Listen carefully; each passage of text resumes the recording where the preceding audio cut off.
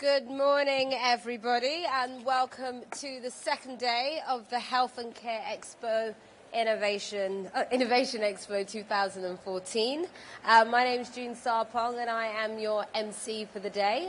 We are thrilled you could all join us this morning for what I'm sure is going to be a very lively debate. This session is Better Information, Better Care, care.data. Now, we know that there are a lot of opinions around this particular topic. So we have brought together some of the most leading experts in this field, and you will have your chance to have your say.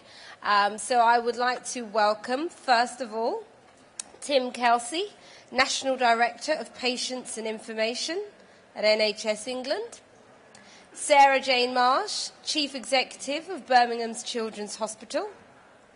Dr. Tony Calland, Chair of BMA's Medical Ethics Committee. And last but by no means least, Roy Lilly, journalist, broadcaster and founder of NHS.Manager. Hello, Roy. Morning. Glad you could join us. Glad you could all. Next to him, I think. No. Glad you could join us. First of all, I'd like to welcome Tim to the stage to say a few words. All of our panel will make a short speech, and then we will open it up to the floor. So, Tim, over to you first. Do give him a round of applause. I'm sure you'll stop clapping soon, but... Thanks, everyone, and good morning. I think we're all here at Expo because we all believe in a high-quality NHS. And actually not just a high-quality NHS, but a high-quality NHS for everybody. That for our entire community can deliver services of the highest quality. And do you know what? We have no idea, for the most part, whether we're doing that at all. We do not know how many treatments we even treat for chemotherapy, let alone with what outcome. We have 45,000 people who die of heart disease under the age of 75. We know a load about what happens to them in hospitals, and as a result, colleagues like Bruce Keogh have been able to do amazing things in improving death rates for heart surgery by as much as a third. Thousands of lives have been saved because we know what happens to people in hospitals. We know nothing about what happens to those heart disease sufferers outside of hospital. And that's what care.data is about. Care.data is about a whole range of benefits, but for me, for us, for NHS England, it's about improving the quality of care for everybody in England. So we launched care.data with colleagues in the BMA and the RCGP last year. Actually, the first sort of information went out in the autumn, and then the leaflet and various other public resources went out in January. And it's been a real learning experience. And I want to put my hand up now, as I've done all along, as I did at the Select Committee, and just say it wasn't good enough. We've all learnt an enormous amount about public information, about the really fundamental importance of this debate, and that's why I took the decision to give us another 6 months to properly explain, first of all, why this is so important. I think that message got through. Particularly, I don't think people on the whole realise just how fundamental it is that for a safe, high-quality NHS, we have to have an intelligent, data-driven NHS. So that's one thing. But the other thing we all heard during this debate is a whole range of really, really understandable concerns, proper, real concerns about the safety with which the NHS as an enterprise can guarantee patients their data. So how firmly, how certainly can a patient make the right, proper decision to share their data with the NHS for other patients? How certainly can that person know that their data will be treated with appropriate levels of security and safety? And what we've read in the papers over the last few days is we've got some things to do to make sure that we do that. And to some extent, this debate, is one we should have had a long, long time ago because, as I said, we've been using hospital data with really important effect for years without patients really knowing that we were doing that. And we've now just got to accept this debate should have happened. It's happening on our watch. We have got to, all of us, if we believe in a high-quality NHS, be ambassadors for this crucial change. So my message basically is we have to make this work. We're going to, me and my colleagues at NHS England and across the system, working with partners in the BMA, the RCGP, right across the system, we are going to make this work. We are going to guarantee that people's data is safe. We're going to talk to them about the risks of sharing their data in a digital age, as well as the benefits. And we're going to have a proper public conversation leading up to the initiation of care.data in October. So I'm really ready to take any questions and take any criticism, but I'll leave it there for now. Thanks. Sarah Jane, if you could.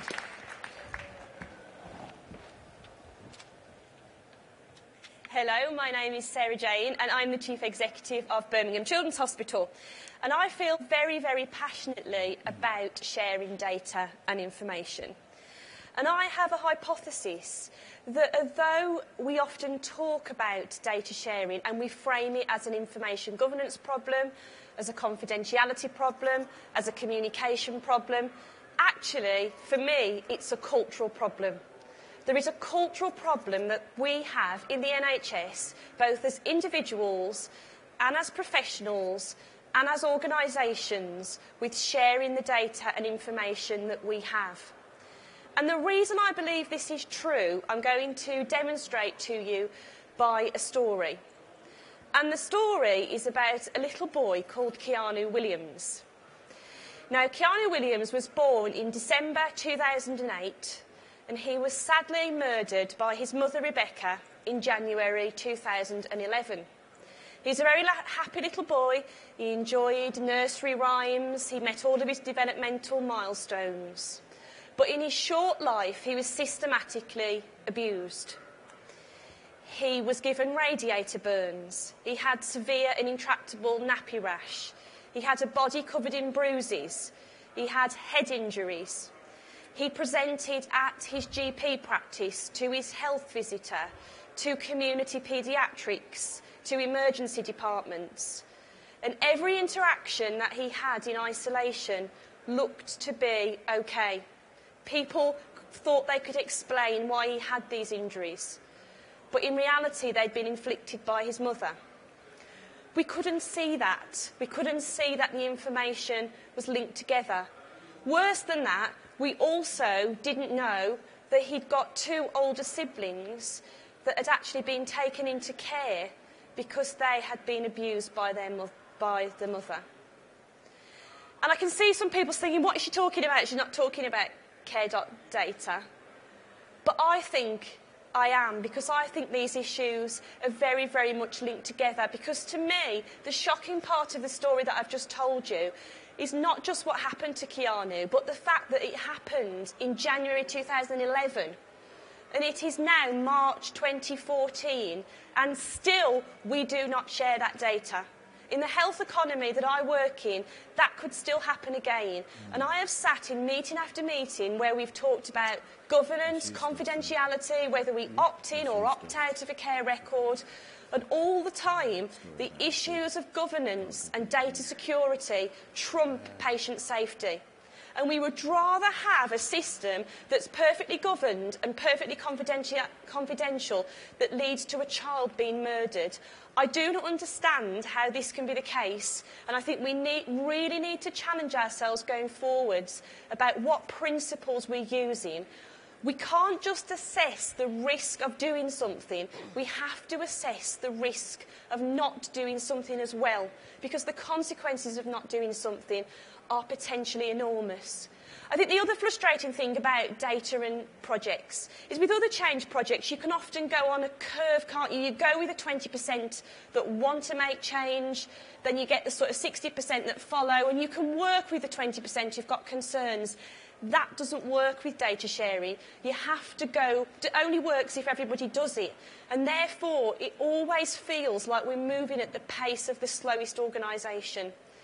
And this is quite frustrating. Now, to move on to specifically to the case of care.data, I think that Tim and his team have got a real challenge here to communicate the benefits. Because if we can't communicate the benefits of sharing patient information, if we can't communicate the benefits across a health economy like Birmingham to sharing information about a child like Keanu, how are we going to convince people about care.data is going to be a real challenge for us. But we do need to step up, and there are ways to do it. So the example that I would use is about a child with asthma.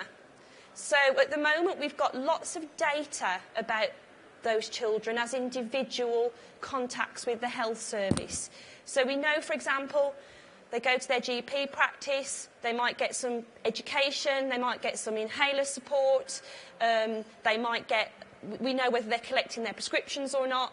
We've then got information about presentations in secondary care, children who turn up to ED, general paediatrics. We can't link at the moment that data together and directly see the impact of the primary care input with what's subsequently happening in secondary care. Now, we do lots of pilot studies, we extract the data and we come up with conclusions about it, but we don't do it on a longitudinal basis. We don't do it with whole patient populations. And we need to do that going forwards if we're going to give the best treatments available. And that's just not the best treatment now, that's the best treatment into the future. So if you think about, I firmly believe that every patient should be given an opportunity to be part of a clinical trial. If all we can do is see how those trials impact in isolation in individual bits of the system, we'll never be able to get the benefit that we could, the system as a whole. And I would actually like to see care.data go further and also be able to link us to social care data. Because if you think about the example of a child with asthma, actually at the moment as an NHS, we would put our money into inhaler technique, into education, into ED attendances. It might be better to actually put that into insulation, central heating and helping mum and dad to stop smoking. So we've really got to think much more radically. It's not just about the here and now, it's also into the future. So personally, I would want all of my family's data to be part of care.data. I have spoken to members of my family beforehand and they would agree with that too. I think for my mum and dad's generation, the benefits may be quite limited because it's going to take us quite a lot of time to really understand some of the lessons from tying our data together. For me personally, if I end up with a chronic disease, I think it will help me. It'll help me to see what interventions are going to be the most effective, what drug therapies are going to be the best. For my daughter, it could be truly revolutionary. It could make a massive difference. And so for me, part of this communication is asking people to not just do something for themselves, but in a system, in a social medicine system, we all owe responsibility to put our information in, to put our data in, and to allow people to be able to draw conclusions about it for generations of the future. Not just for the quality of healthcare, but we can't afford to keep making the wrong interventions. We can't afford to keep repeating the wrong interventions over and over again. We've got to get it right first time, we've got to get it most effective, and we've got to get it most efficient. And to do that, you've got to look across a whole healthcare system. So I would say to people, on behalf of all the children and young people that I represent day to day in my job, don't just do it for yourselves, do it for that next generation that need care.data to work, to get them the best care possible, but also to safeguard the NHS going forwards. Thank you. Very good. Yes, Dr. Tony, if you would also. Thank you. Well, good morning, and I apologise if my voice croaks because I've somehow got an upper respiratory infection. This is about balance, and it's, like all ethical dilemmas, there are two competing benefits in this case. There is the benefit of medical confidentiality, something that has been with the medical profession since Hippocrates, something that has stood the test of time. It is vitally important that the public trust in medical confidentiality is not eroded. Otherwise, you will find patients not being truthful to their doctors, and the information that will be within the medical record will not be as full or as rich as it is at present. There is a big risk about medical confidentiality, but we have to also use one of the other principles of Hippocrates, which is about learning and teaching. And to do that, we need good information. The UK has probably the best medical information system in the world. Primary care, 50 million people in England, is a huge repository of really important information and data that is so far completely untapped. there is a real need to watch what happens to the patient when they go from primary care into secondary care, but also when they come back to primary care again. Because certainly in my career, over the last 30-odd years, I've watched lots of people go into hospital, come out of hospital, and as far as the hospital was concerned, that's the end of the deal.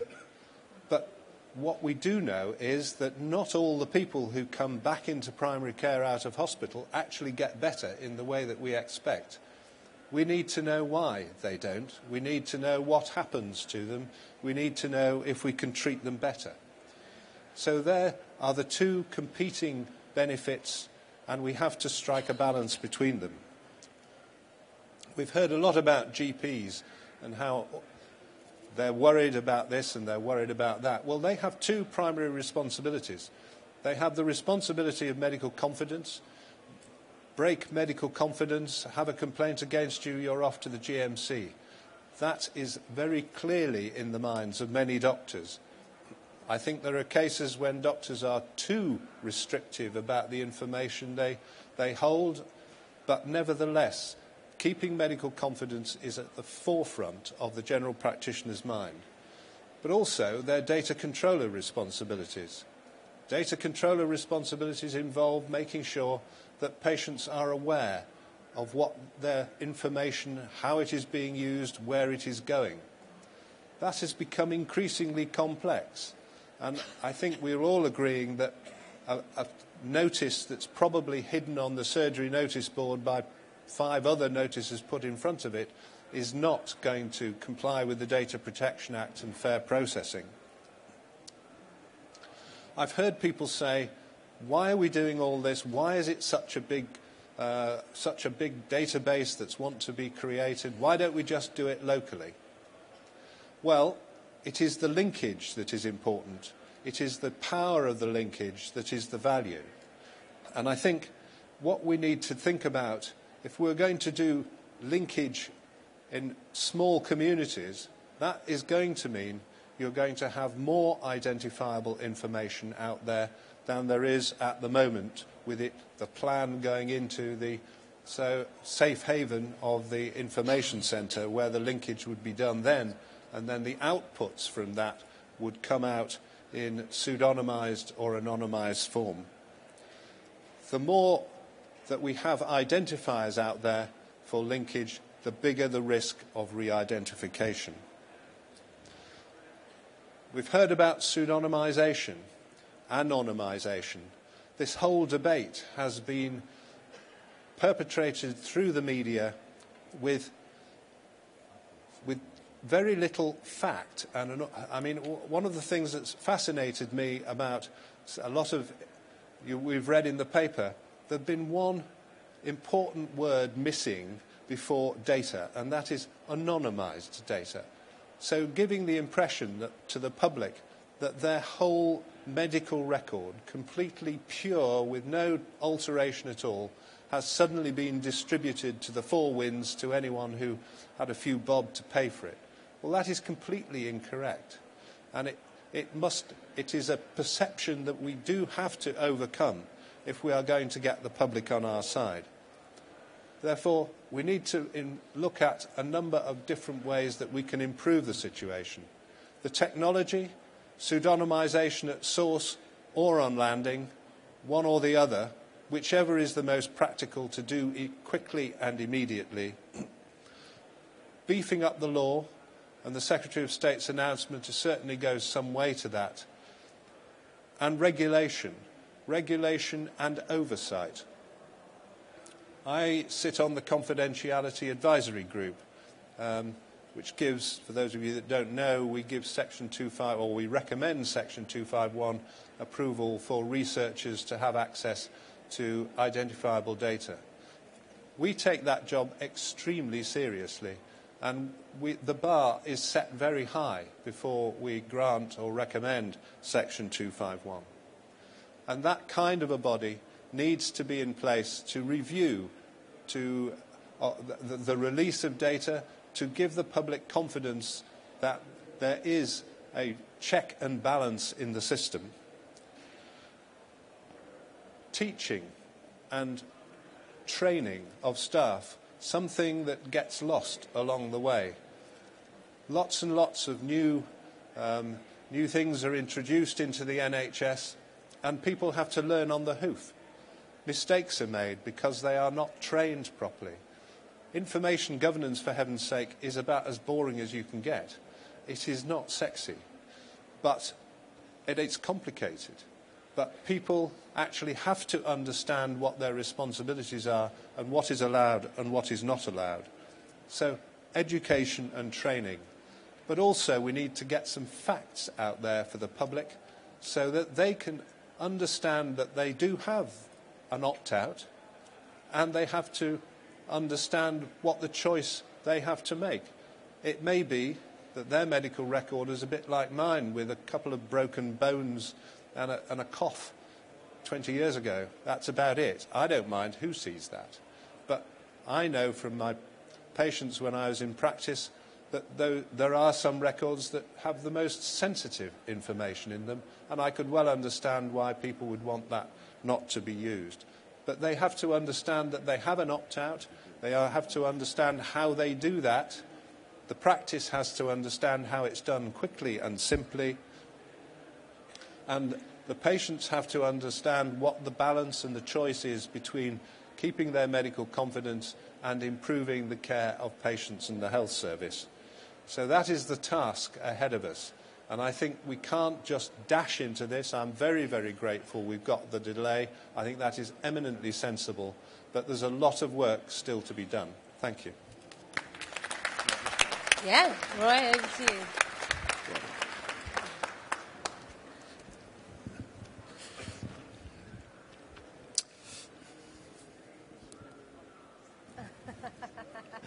Well, good morning, everybody. Right, let's see what we're dealing with here. Please put your hand up if you've opted out. Oh. There's only 5 of you. It's not worth the row. What's all the palaver about? And how many of you are thinking of opting out? Oh. 1. Okay, that makes 6 of you altogether. Seems to me we all could go shopping. I was born before the NHS, and it says in my script here, pause while the audience gasp and say, surely not, Roy. Yeah, surely not, Roy. We'll do it again. Yes. Right. I was born before the NHS. Surely not, Roy. And my big fear is I'm going to die after it. Surely not, Roy. There wasn't quite the enthusiasm for that, was there? No, I worry about the NHS. I think we're in the hands of politicians who don't give a stuff about it, to be honest, and quite like to sell it to Sainsbury's if they could. And I'm worried about the performance of the NHS as well, whether the NHS will be able to continue to perform at the level that it's at so that we can still afford it in the way that it is. And I and the NHS, I was born on the 23rd of June 1946. The NHS arrived on the 5th of July 1948. And we were both born, I guess, in an era of feet and inches and pounds, shillings and pence and guesswork. And now the NHS works in a very different era. We work in a world of metrics and digital and analysis. And it's data that keeps us safer in all our lives. It's data that gives us choices, it exposes wrongs, it helps us fight for our rights. It's data that does that. Data's made us safer. And data is the foundation of quality. Quality is very simple. I go to conferences and time again people talk about quality and I just can't be bothered with it anymore, frankly. Quality is simple. Quality is finding out what we're doing, figuring out if it's any good, putting things in place to make sure we get it all the time, every time, until we don't want it anymore. How much more simple is quality than that? Finding out what we're doing, figuring out if it's any good, and putting things in place to make sure we get it all the time, every time, until we don't want it anymore. It's very simple. But we could do it so much more easily. It could be so much better if we had the data to do it with. The NHS, I think, NHS England, the carbuncle, as we lovingly call it, has been dealt a bad hand. If you read the enabling legislation, you will see that the Act just says, we will hoover up your data and we will send it to some place and they will do something with it. That's all it says. And now the politicians are saying, whoa, wait a minute, we didn't mean that. We didn't even realise that that was in there, really. You've got the Health Select Committee. Where were they? Why don't they wake up? The Sarah Willistons of this world and all the other dozy people on the Health Select Committee, all complaining about care.data, giving Tim a hard time. Why? Because they were asleep. It's there. You don't have to have an opt-out. NHS England have put one in for you. There are no security requirements in the Act. Everybody's working like hell to provide them for you. There's nothing in the Act. The BMA, where were the BMA when the Health and Social Care Act went through Parliament? Where were the BMA when Section 251? It was too far down. It's 347 pages, the Act. The bit that deals with this is about 290 pages in. They couldn't read that far. Too long a job. The British Machiavellian army, where were they when we needed them? Where are they now? Jumping from one foot to the other. Well, if this will be good and that'll be good, and if we could put this in place and put that in place. Don't listen to the BMA. Nothing to say. British Moaners Association.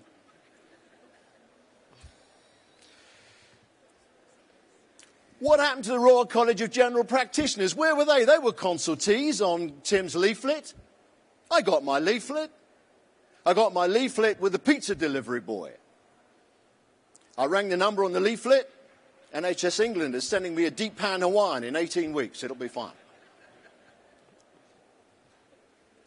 It's all very well for all these smart organisations to come running now saying, oh, well, you know, we're not too sure. Now it's on the front page of the Daily Mail. Everybody's going to pile in. Everybody's going to bundle in. Everybody's going to say, no, no, no, it's nothing to do with me. Oh, no, no, no. Don't listen to them. Where were they? Where were they when the Health and Social Care Act was going through that enabled all this? They were asleep. Now they've woken up. And they're not worth listening to.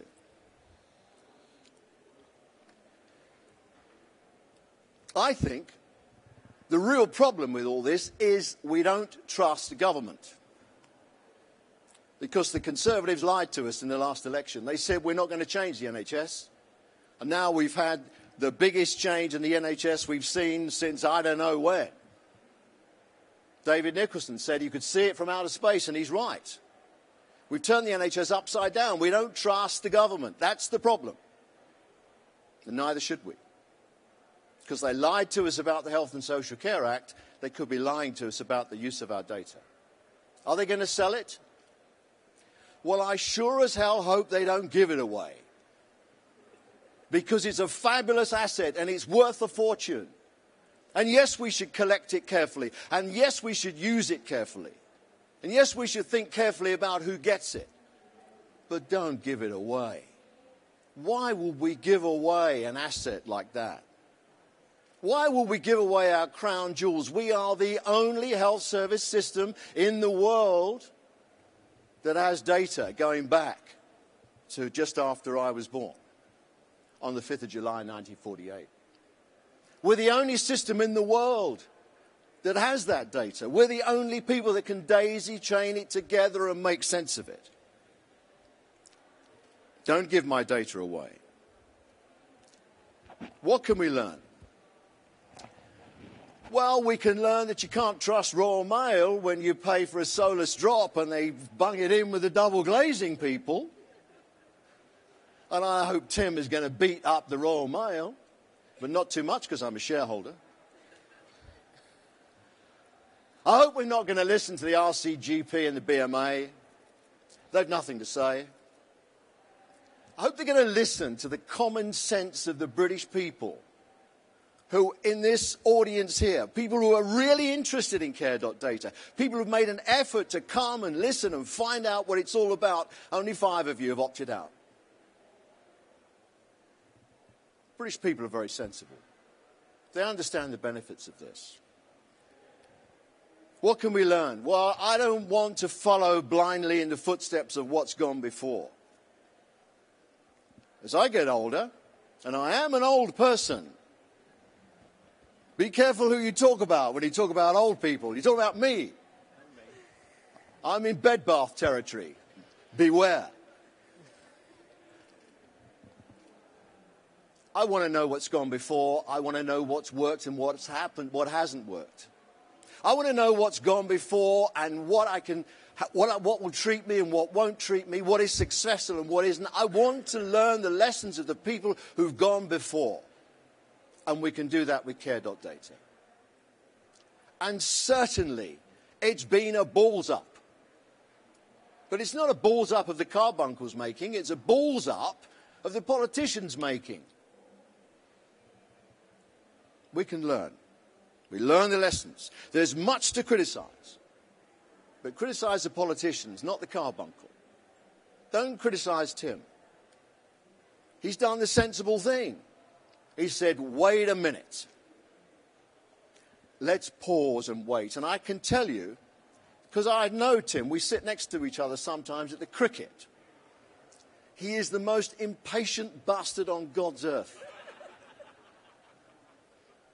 And I have to tell you that nothing he wanted to do less was to wait 6 months.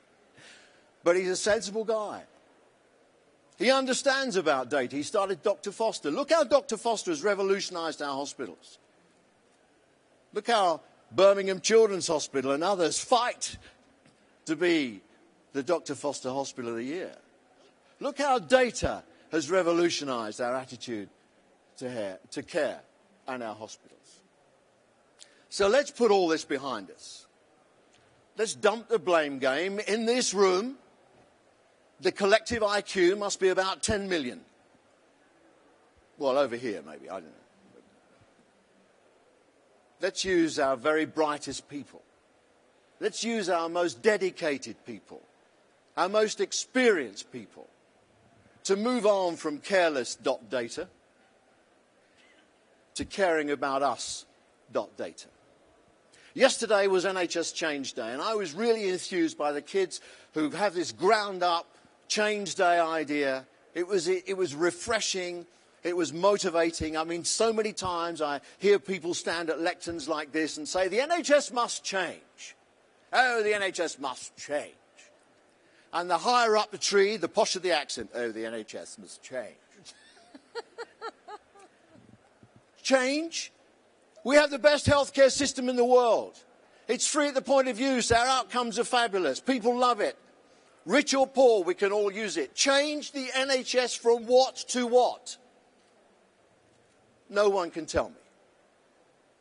Make it more efficient? Yes. That's not change. That's being more efficient. Reorganise bits of it? Yeah, maybe. That's reorganisation. That's not change.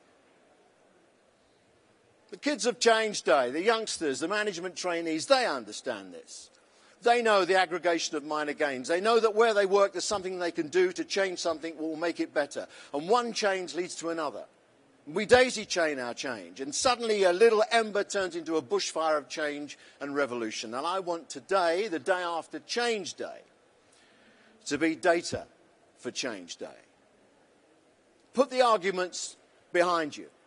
Forget the meddlesome people. Forget the dozy ones who've only just woken up and feel they need to say something. Data will improve our lives and change our lives. Data for change. It's up to us. Thank you. Thank you very much.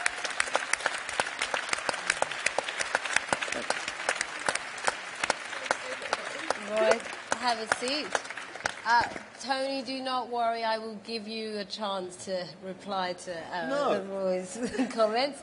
But I'm going to start with you first, Tim, before we open up the conversation to the floor. So the data will be anonymised, but what mechanisms are in place to make sure that it remains so, and also who are the trusted organisations that this data will be shared with? Yeah, so if I can answer that. So essentially, we are now going to be instituting, or the government will be instituting, a system which means that a statutory independent body, in fact, the confidentiality advisory group that Tony just mentioned, will be the body that determines who gets access to both identifiable data and data that's at person level, and without getting into the complications of it, data that is at theoretical risk of re-identification. All of that stuff, basically data about individual people, with or without identification, will be, the access to that will now be determined by a statutory independent body for the first time.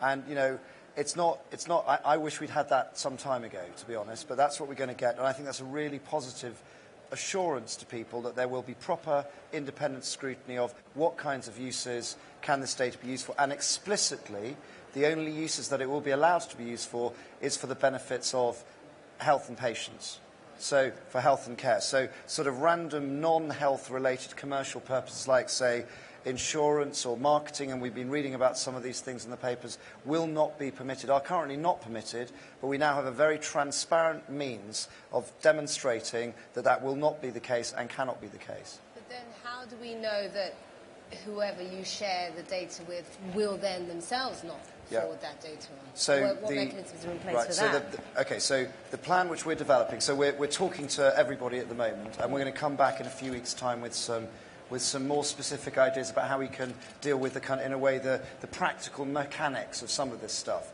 And for sure, one of my priorities is to make sure that all bodies and organisations that are given the privilege of supporting the NHS in the future in whatever way, we're capable of making sure that they are safe to do that. So there'll be, I need to come back with the details, but it's a big priority for me. Okay. You want to add to that, do you? Well, yes, I mean,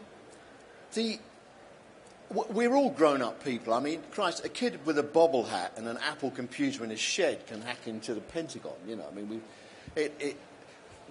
these guys will put in place. But they're doing it legally. Yes, that's the point I'm coming to.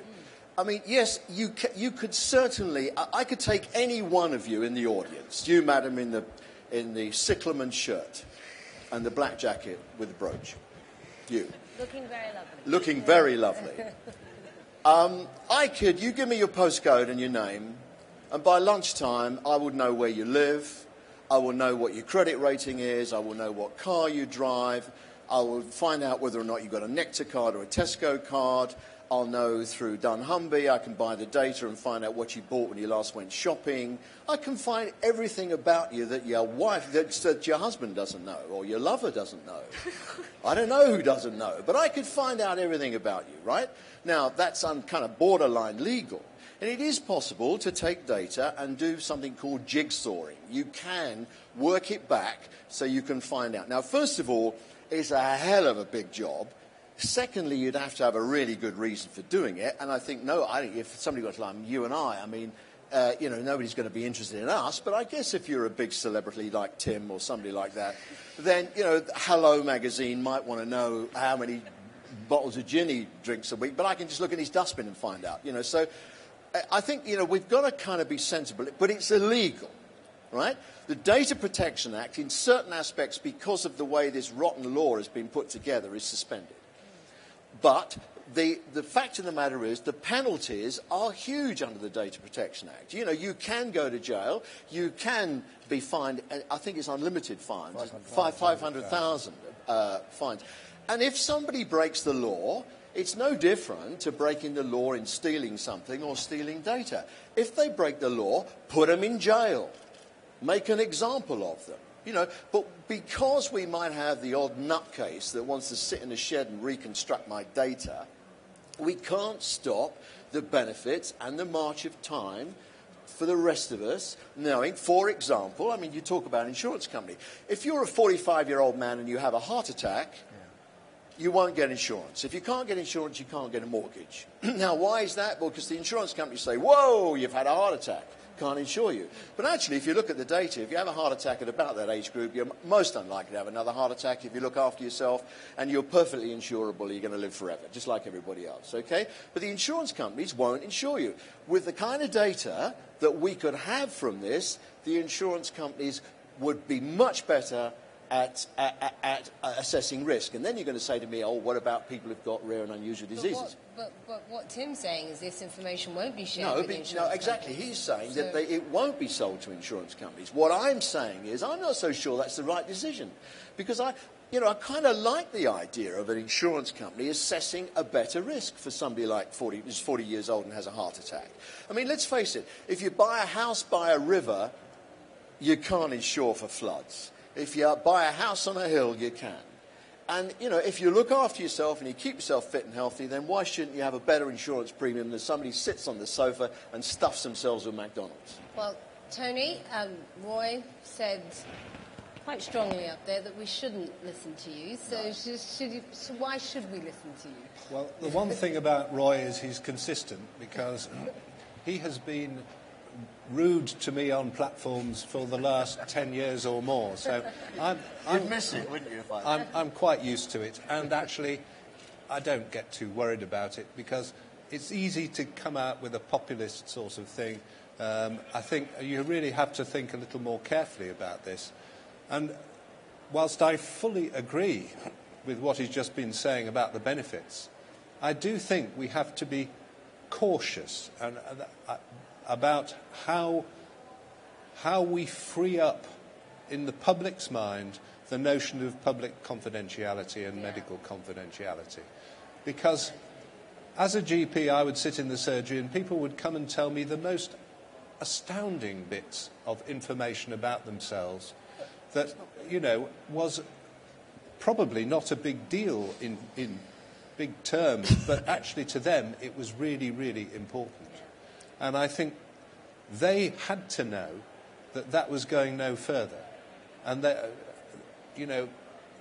if that principle starts becoming eroded, you will find people being less than honest with their doctor, and therefore that's two effects. One, they won't get good treatment, and two, that the data that is in the medical record will be less than it and less valuable than it is now. So those are real risks. Now, I'm not saying that they are I'm not saying they're so important that we must never give out the data. We just have to be smart about the restrictions and the regulations that we put around that data and how that data can be used for the greater and wider public good. Okay, so, as you can see, they're getting very excited here on this panel. The narrative is not included in the data that's transmitted. That's why it's wrong. You said that in your speech. No, I didn't. You made that quite clear, as did Tim. So do we have any questions from the floor? Gentleman over there. Want to go first? Thank you.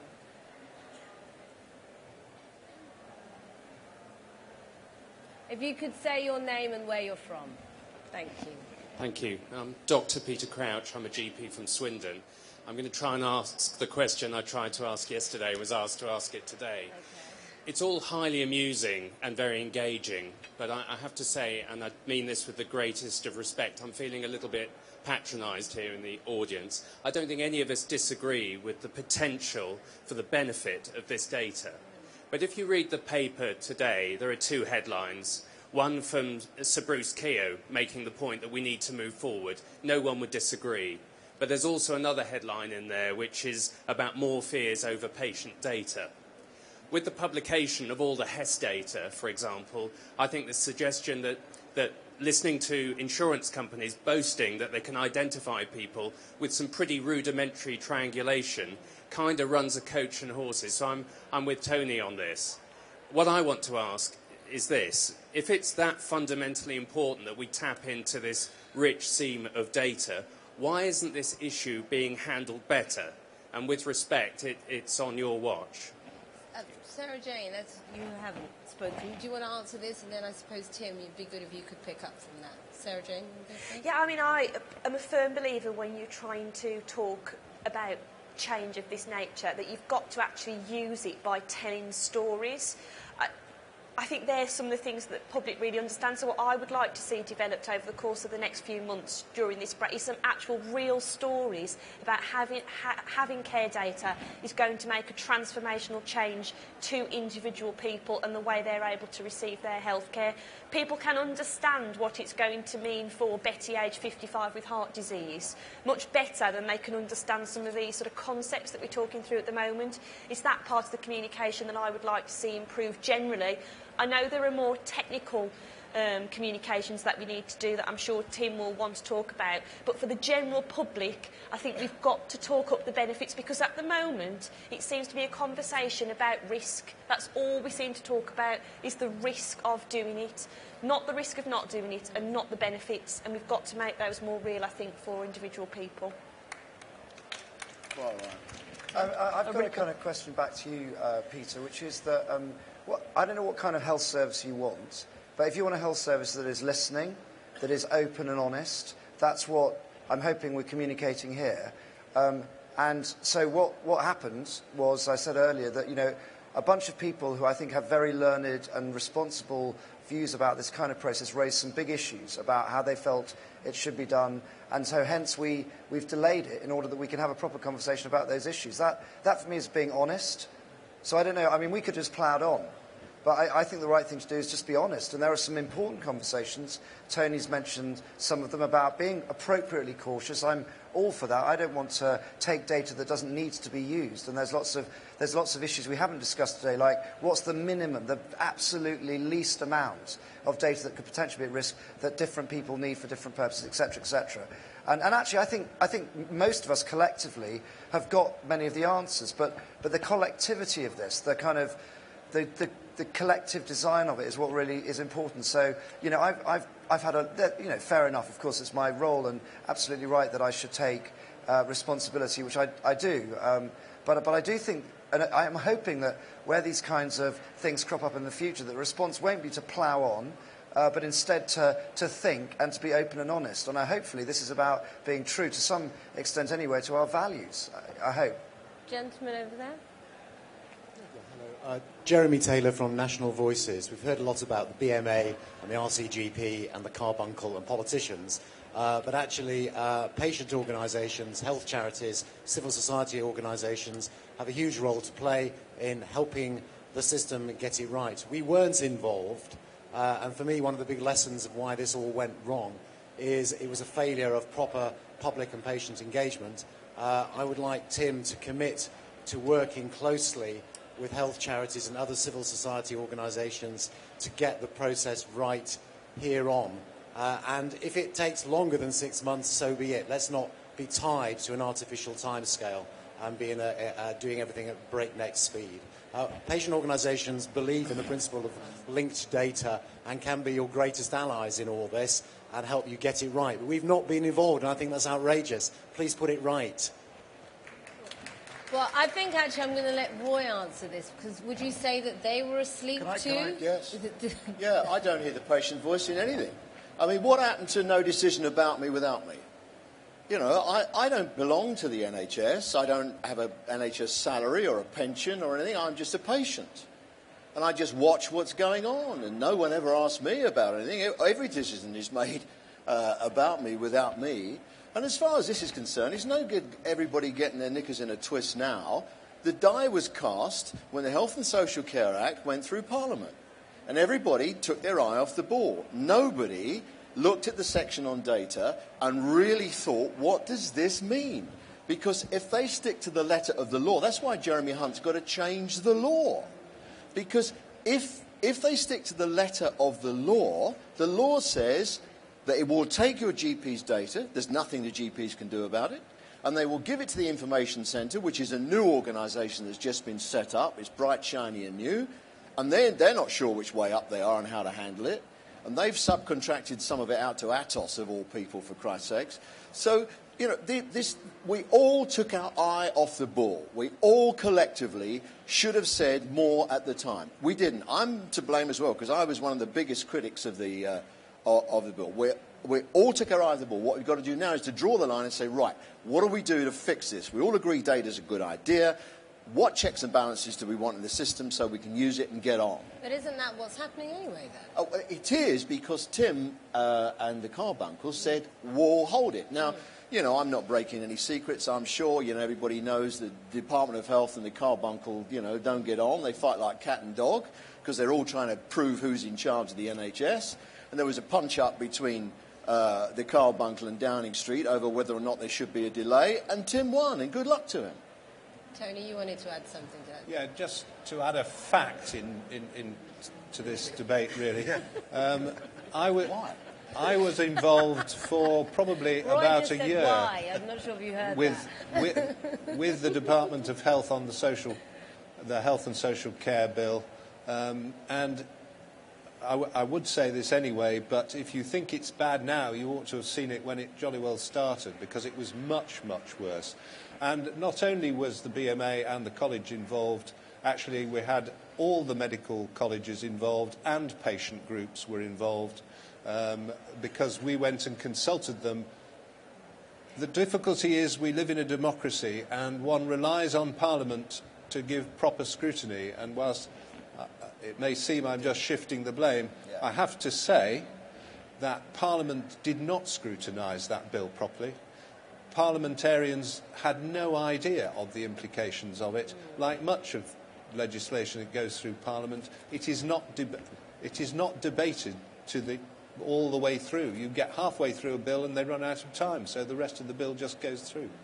And I think it was a mistake. We explained the dangers, and we are where we are. But where I do agree with Roy is we have to move on, and I think we have to understand that the need to be able to identify poor treatments and poor clinical practice is really, really important. If you look at variation throughout the NHS, look at the variations in general practitioners' practice, you look in the variation in hospital practice, they are too big to be credible. And it must mean that somewhere along the line that some clinicians are working hard, some hospitals are working hard, but doing the wrong thing. And we need to be able to identify that and stop that so that we stop harming patients as well as trying to treat them properly. Gentleman here. Hello, my name's Gus Cairns, and I'm a patient representative on the Specialised Urology Clinical Reference Group. Now, I want to bring a patient's perspective the same as the gentleman over there. Good man. So, I went to a PPG meeting at my local health centre, and there were 20 patients there, and we were talking before the meeting about the data sharing, and I was the only one of the 20 patients who said, it's good. You know, share your data, it's good. All the rest, all the other 19 were talking about insurance companies, marketing. They were talking about selling the data and everything like that. And you can guarantee there might only be 5 in here, but have we got a cross-section of patients in here? And I know that patients outside don't agree with it unless you can put on a really good show in the next 6 months and get it out to patients, get it out to PPGs and other patient groups. Like I'm at a prostate cancer support group, and they were the same. There were 40 people at that, and they were the same. Only about 6 would give the data. All the rest would opt out. So you're going to have to get out and round the country with this, and if it costs money, you're going to have to spend money. Thank you. Sarah Jane. Well done. Well done.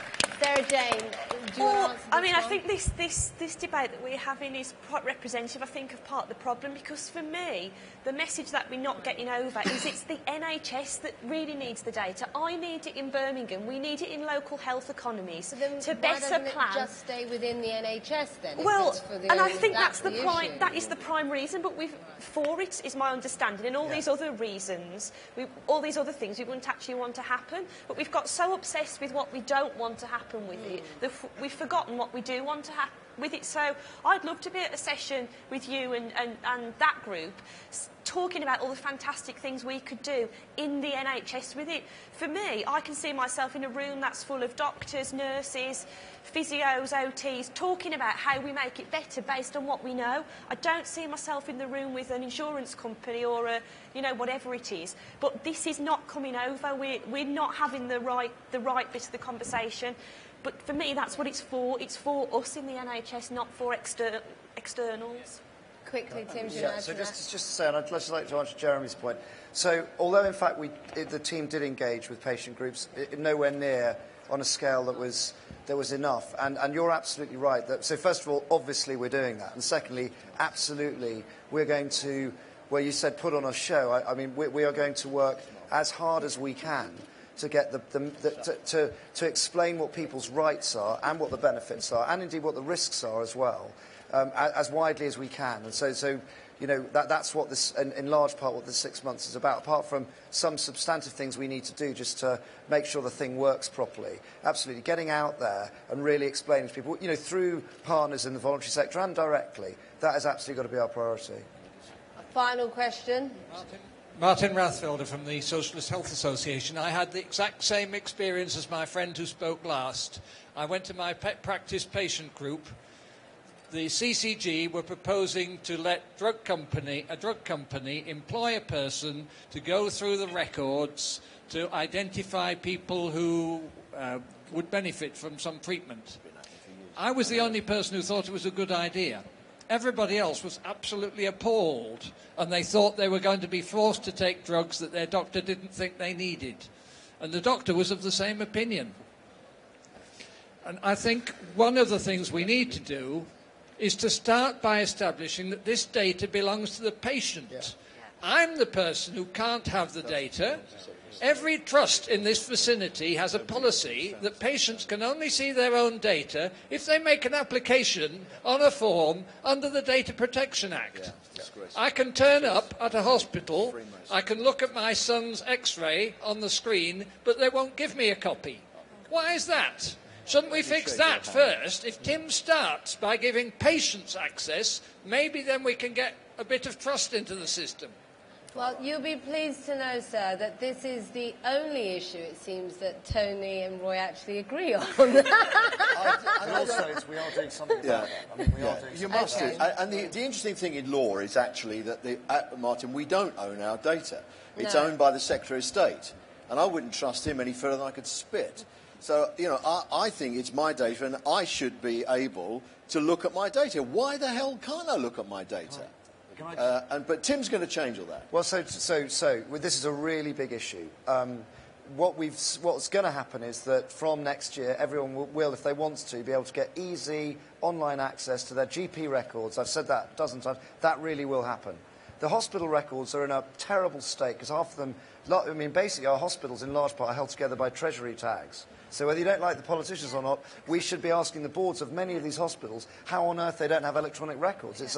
That's a total disgrace, and that's collectively one of our biggest problems. Until we get that data in the same shape as they've got it in general practice, we are all a bit stuffed. But one thing, I'm sure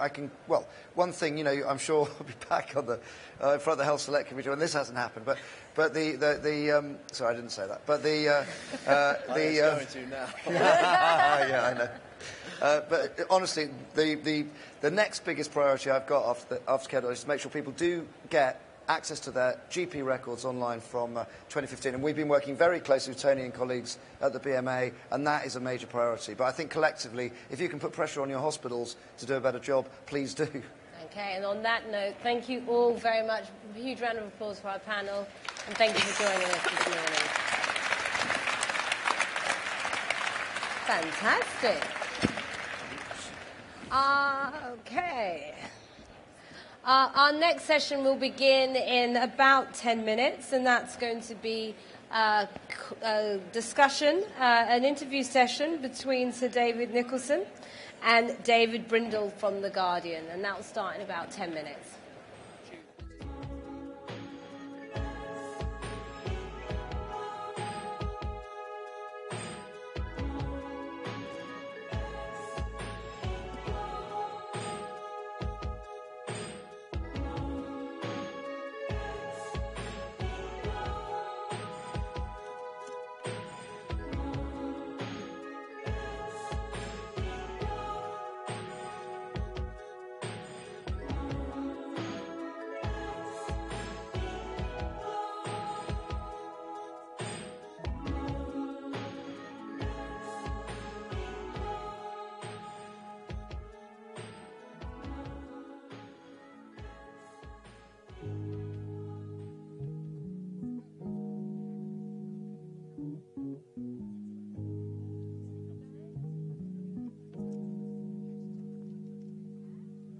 Sitting in the silent twilight, the purple half-light of the twilight, wrap the night around me, blanket of black on my back, I feel safe in the darkness.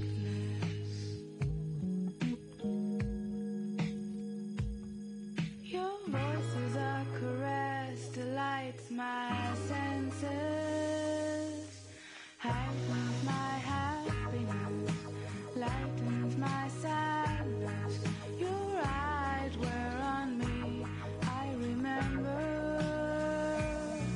those days in September, sunset run night, your hand held in mine. Sitting in the silent twilight, the purple half-light of the twilight, wrap the night around me, blanket of black on my back, I feel safe in the dark.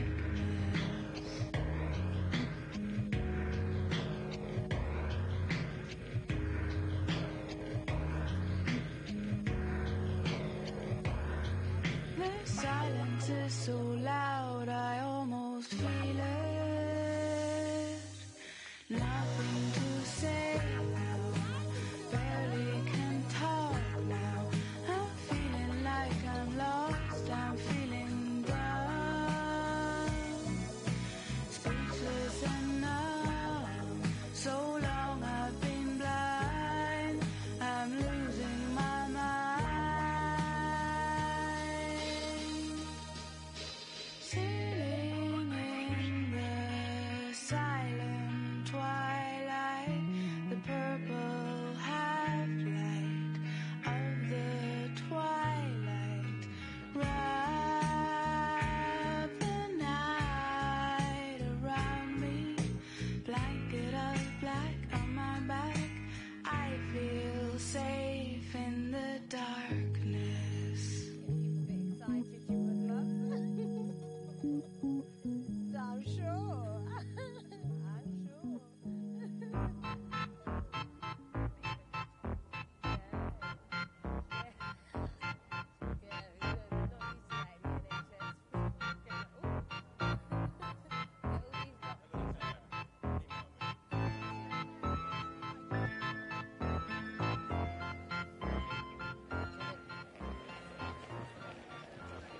Hello, hello, hello. I'd like to introduce you all to the lovely Dion, who's going to be signing today, and our previous signer was Sarah. They're working very hard with us. So the next session is a spotlight interview between David Brindle from The Guardian. I'm sure you're all aware of his fabulous work. And he will be speaking to Sir David Nicholson, Chief Executive of NHS England. And you'll have your chance to put your questions to Sir David afterwards. So, you will be able to have your say. So without further ado, will you please put your hands together for the two Davids?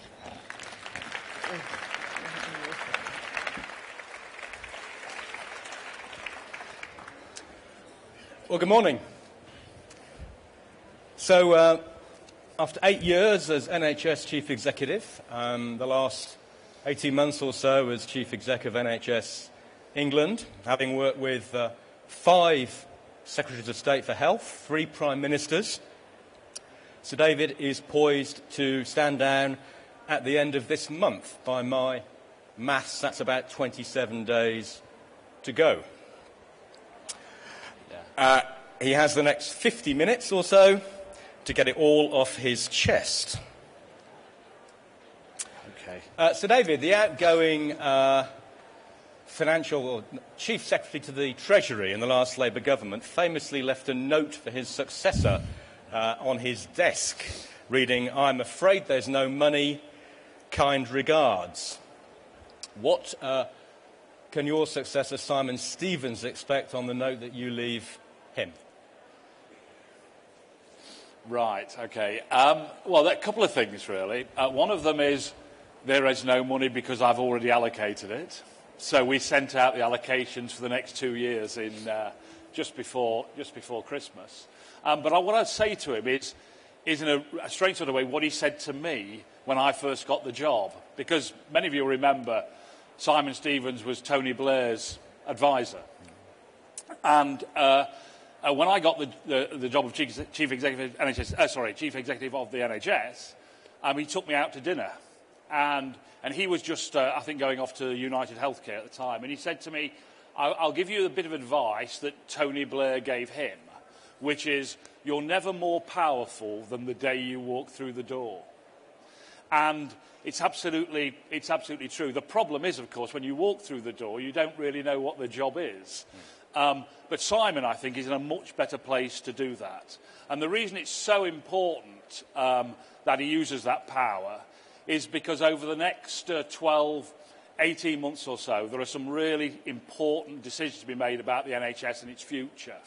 And so he will, I think, be in a uniquely powerful position to be able to advocate for the NHS, to set out a direction for the NHS, and I think to tackle the issues that undoubtedly will come out of the political arguments around the election, and in particular the future funding of the NHS, in a way that perhaps I can't do as someone who's been around for a long time. He'll be able to do that, and I think that's a really important thing for him, really, to as they say, hit the ground running on. We'll come on to the politics in a moment, but let's just focus on your legacy. Are you proud of what you're leaving?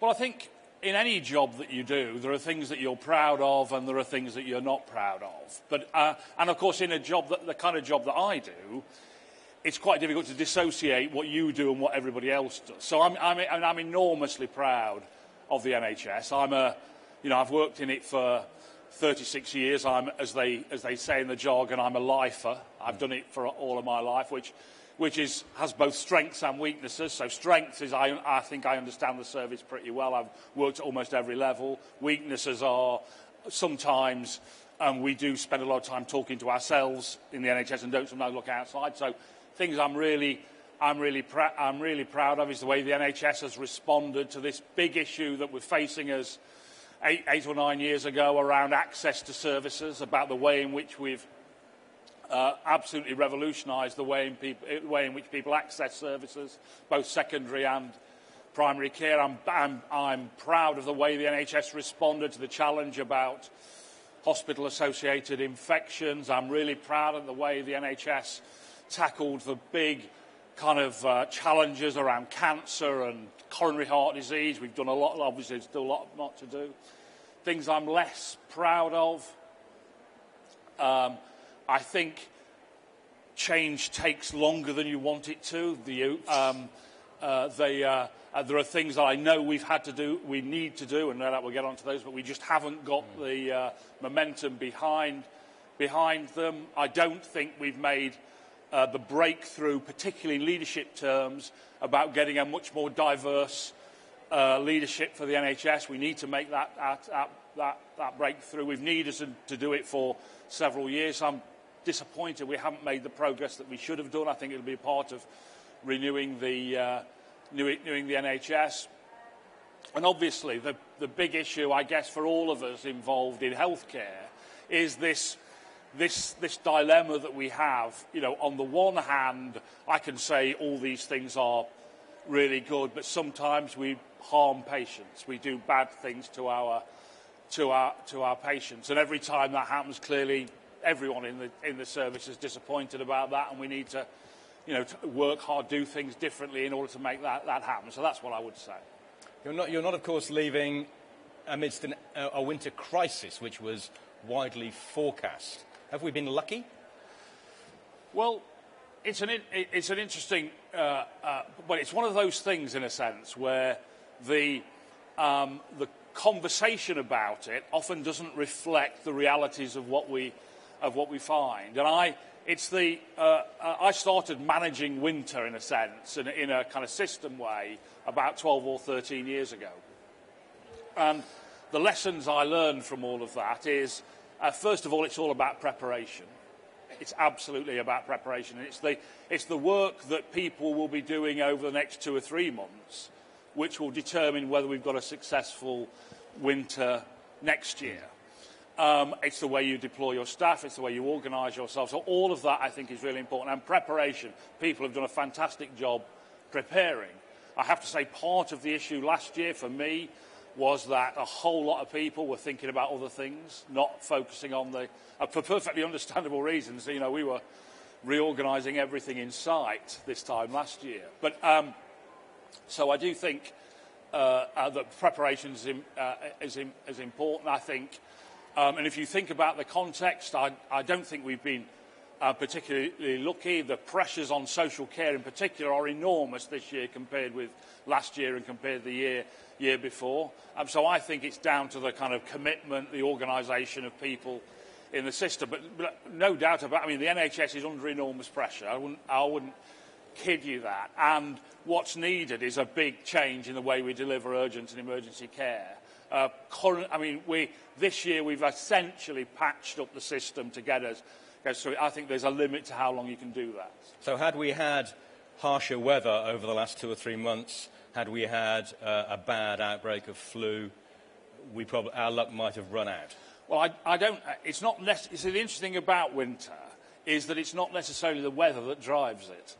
And if you look at it, people know more about this than I. If you look at the data around all of this, of course, we're much busier in our urgent emergency care service in the summer than we are in the winter. Yeah. It's the nature of the patients and their conditions that change in January, February, March, where we have much more older people, much more respiratory problems in all of that. But I think we were equipped to deal with it. And one of the ways in which that would show itself is pressure on intensive care. And I think we spent a lot of time preparing ourselves for both paediatric and intensive care services across the country, so we could cope with a spike. But again, it clearly depends on the commitment of our people to make that happen. Okay. Have some water. Yeah.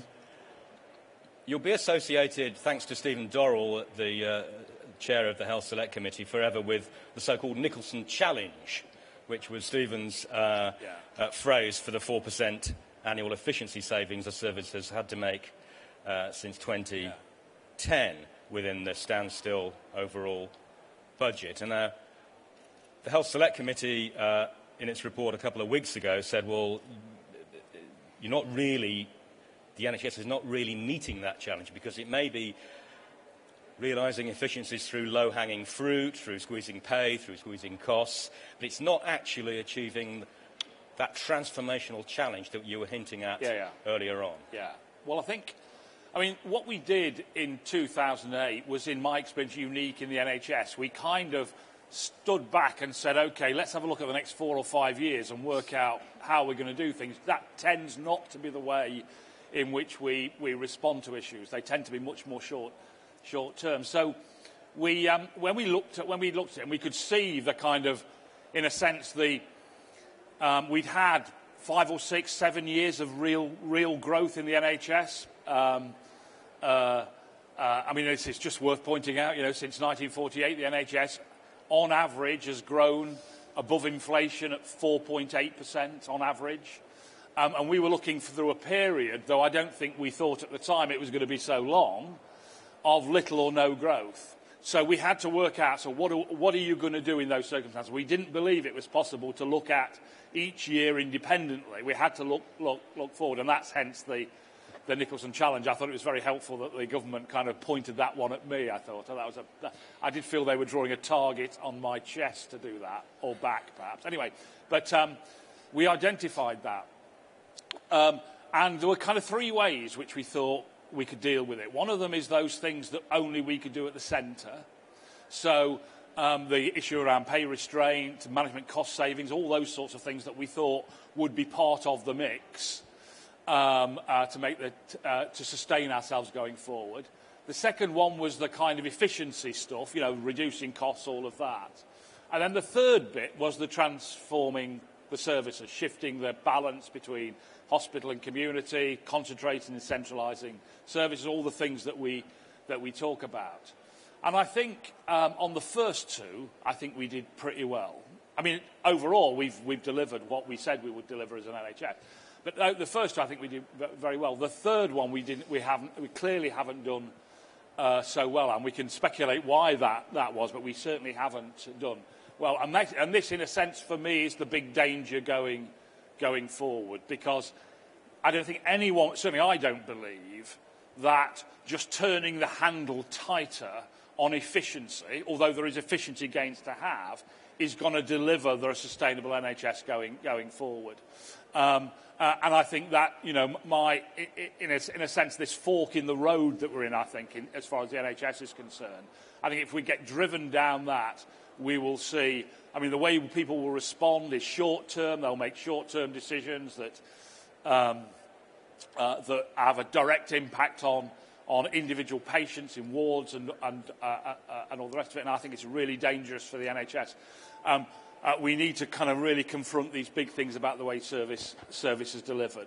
The environment in 2008 wasn't quite right for that to happen. I think it's a matter of necessity now. What do we mean when we talk about this transformational change? Roy Lilly in the last session was mocking politicians and senior officials for constantly parroting it without really being clear about what we're talking about. Is it actually closing hospitals? You see, it's a consequence. What happens is if you think about our hospitals, and I was on one the other day, 28% of the people in that hospital on that particular day had diabetes and the complications of the diabetes. We know there are lots of better ways of managing and supporting those people in different settings. We know that, and they get better outcomes because of it. We know that giving people more control over their own health care, that they get better outcomes. We know all of that. That information has been around for a long time. The issue for us is the investments that you need to do that are locked up in cost in the hospitals. And so you have to reduce investment in hospitals in order to do that, to make that happen. That seems to be a sensible and organised way of doing it, but we find it very difficult to live with the consequences of the investment up front. I mean, there's been a recent issue in the service and some accusation that you yourselves are sending mixed signals about this by this differential tariff, which will mean that the non-acute parts of the service are relatively penalised.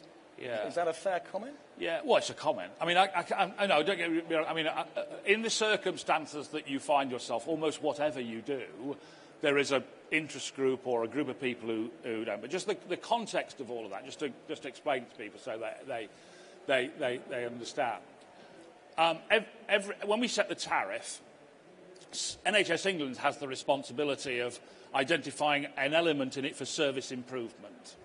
And when we looked at the NHS and we listened to whole loads of people in there, and if you think about what's been happening over the last year. So you look at the KEO reviews that there have been in all of the 14 hospitals. If you look at the activities of the regulator, if you look at the work that the Chief Nursing Officer has been doing, all of those things indicate that we've got an issue with nurse staffing levels in acute hospitals. We've got that as an issue. So what is our response in those circumstances? We could have said, and there is an argument for saying that, tough. You've got the tariff. You have to decide how you're going to allocate your resources within that tariff. You have to do that. That's your responsibility. But we thought that was not right. I mean, we thought that was inconsistent with what we're saying. So one part of the organisation is saying you've got to increase your nurse staffing. Another part was saying, but we're not going to make any financial consequences for that. So that was and we have a limited amount of resource, and we decided to put 150 million into that. I know all the people in the acute hospital tell me it's not enough. It's 150 million. But the other point of it is that in 15-16, when the Better Care fund is established, essentially, if you look at the way it's organised, we're going to take 2 billion out of the acute sector and put it into out-of-hospital care. So that's a big transfer of resources.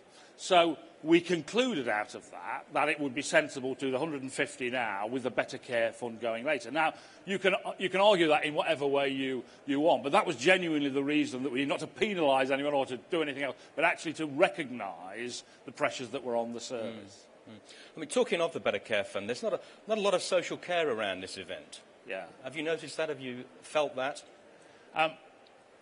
Yeah, I mean, there is not a huge involvement in social care in this. And although it is health and care, there are some people in the room, but increasingly it's a health and care system. Increasingly, and the Better Care Fund will bring. I mean, there are lots of dangers with it. I can see real kind of risks around it. But also in terms of the ability to pool resources and to make a reality of a health and social care system, I think we're in a really good place to make that happen.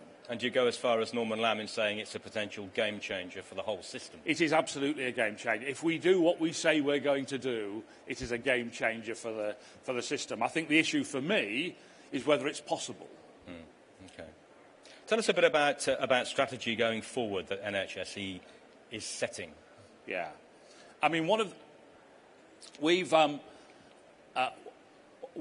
the things that people say about strategy is that you can make strategy and then it gets killed by the planning system.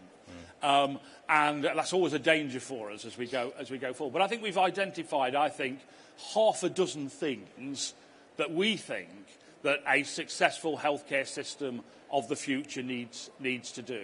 And just very briefly, those half dozen things are, and these are, this is headline, but this is the direction. The first one is this whole issue about what does the empowered patient look like? What contribution can it make? And we're doing a lot of work. Tim Kelsey's leading some work around what is the economic benefits of all of that. Because part of the issue is often you need to invest in patients in order for them to take more control over their own health and care. But sometimes the business case for that is not great. So we're working out what that is. And that's a real cornerstone of what we need to do.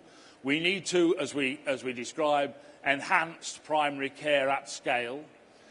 I exaggerate to make the point, but we're not going to make the kinds of changes around 7-day services, access, early diagnostics, looking after people, supporting people with long-term conditions with 8,000 corner shops. It's not going to happen. But there are different models of bringing people together. There is not one model, but we need to make sure that is brought forward. And we want to bring together community, social care and primary care into a pooled arrangements. We want to completely revamp emergency and urgent care, the development of between 40 and 70 kind of major emergency centres across the country. We'll change the landscape of that in a significant way, as well as enhancing 111. We want to change the way in which we deliver elective care. There are massive efficiencies to be made in relation to that. And we need to integrate services, particularly people with complex needs. And then finally, concentrate and centralise specialised services. And the reason, you need to do all of those things together. And that, I think, adds up to a pretty big change programme for the NHS going forward. And is this the embryonic sort of 5-year plan that you've been talking about in the past that gets beyond the political cycle? Well, if you think about all of those things that I've just described, and I kind of, I blanch at the 5-year plan bit, but I understand what you're saying.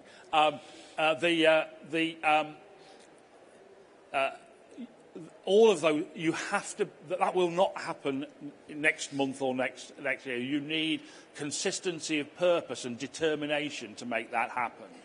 And part of the dilemma we've always had in the NHS, and it's in a sense the strength and weakness. The strength is we're tax funded. You know, politicians go out there and get taxpayers' money into the NHS.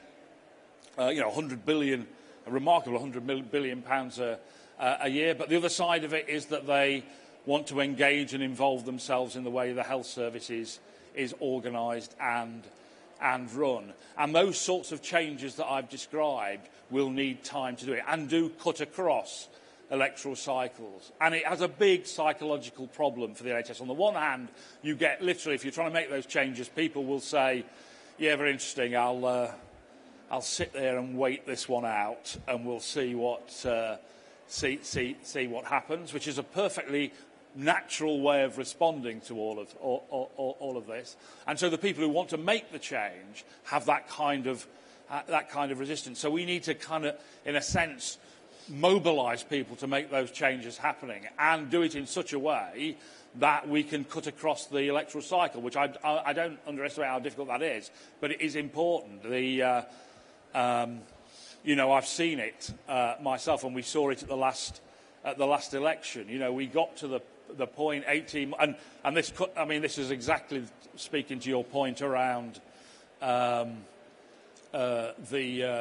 Health Select Committee report on the Nicholson Challenge was what happens in those circumstances is you almost get a lockdown before the election. People say the context is not right. Can't you just be quiet? Can't you just muddle through all of that? And then during the election, the politicians go around making promises that a whole set of things will never change. And then we had a 2-year moratorium on change, if you remember. All of that creates an environment where you're literally then left with driving the efficiency argument, which is complete. This is just so important. We can't allow this to happen this time. We can't. I said beware of politicians who say we can muddle through. I just don't believe that we can. We have to make some really important decisions about the future direction of the healthcare system in this country. And ironically, I guess, in the past, I might have said to my colleagues in the NHS, let's keep our head down in these circumstances. I don't think we should keep our head down in the circumstances. I think the worst thing we can do is to self-censor ourselves. We have to be absolutely clear with the British people and the politicians what needs to happen and in what order we need to do it. So you want to see some straight talking about these issues in the forthcoming general election campaign? We have a big response. What I'm not saying, when I started to talk about this at the Public Accounts Committee, I was then accused by the Public Accounts Committee on a number of ways. They accuse me regularly of blaming the politicians. I am not blaming the politicians. We've got a big responsibility as people working in healthcare and leading healthcare to take the argument, the discussions to people generally. But I think politicians have got a responsibility to provide national leadership in all of this. And I know, because I've worked with them all. I've met them all. When you talk to them, they understand the need for change. They understand why this is as important, but they find it very difficult out loud to do it, and we need to help them do that. You must have discussed this with those 5 Secretaries of State that you've you've worked with. What have they said to you? Yeah, all of them. Well, what they all want is transformational change with no noise, essentially. That's the challenge. Can't you make it happen but not make any noise about it? And, of course, there are things you can do to make noise, but actually I don't think you can. And what strikes me, obviously I'm reflecting at the moment. If I think about, in my old job as Chief Executive of the NHS, I was accountable to the Secretary of State. So they tell you when you join, you're a permanent secretary, you're accountable to the Secretary of State, and when you speak on behalf of the Secretary of State. And one of the things about the Department of Health is that it's absolutely in the DNA of civil servants and in the Department of Health that you're there to delight ministers. That is kind of what you're there. You're there to support them, to give them challenge, but also to deliver their will. And it's enormously frustrating when you come in from the NHS because you need to do things, but it's almost impossible to mobilise the department without politicians taking the lead. And if I reflect on it, I think when I first got appointed, Patricia Hewitt was the Secretary of State at the time, and I don't know whether you remember, she produced a white paper called "Our Health, Our Care, Our Say," which was a long document, but in it was some really important things about out-of-hospital care. And what happened as soon as Patricia left the building, it was put onto one side, and we went on to the next, and the department goes on to the next thing. So my contention is, if we'd have seen that through, we'd be in a very different place to where we are now. But we didn't, because the department moves. We then had Alan Johnson, who did some fantastic work around the NHS Constitution, about the importance of individual rights and responsibilities of people. He also famously said, I'm not going to reorganise the NHS. He did some things there, and we got into that. And then he left, and then Andy Burnham came and started to talk about a national care service, so the department moves in that direction. Then Andrew Lansley came and, well, anyway. So all of that, but what happens is the focus moves along with it. It's like kind of a spotlight goes on to particular things. And that does the NHS a disservice. And it's particularly, I think, at the moment, this spotlight sort of politics won't do us going forward. We can't have, Jeremy Hunt going or staying after the election or whatever happened. Obviously, I'm not in charge of what happens after the election. Although I'm a voter, of course. Don't ask me where I'm going to vote. I know you're going to.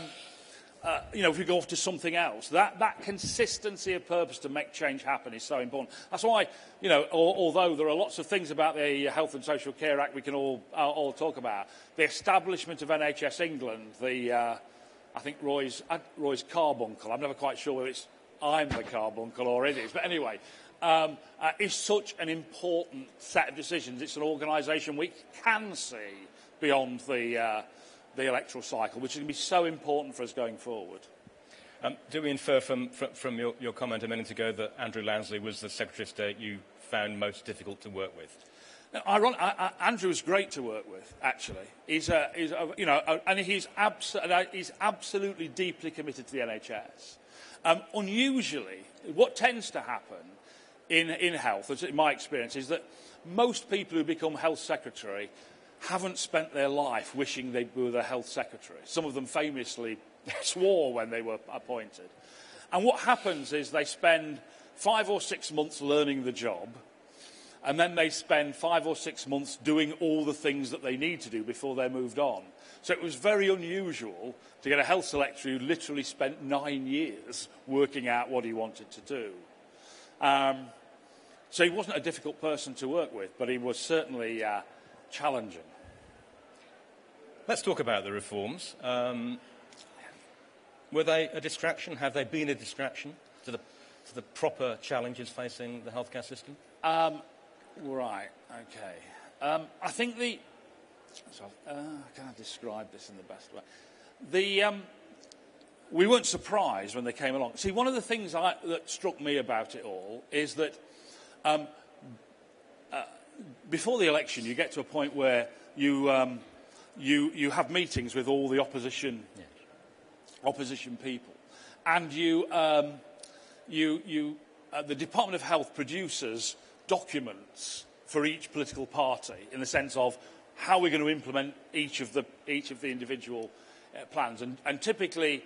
The civil service work out who they think is going to win, and they get the biggest box file, and then you get someone, then you get the Liberal Democrats who get a small box file over here. But so that's what happened, and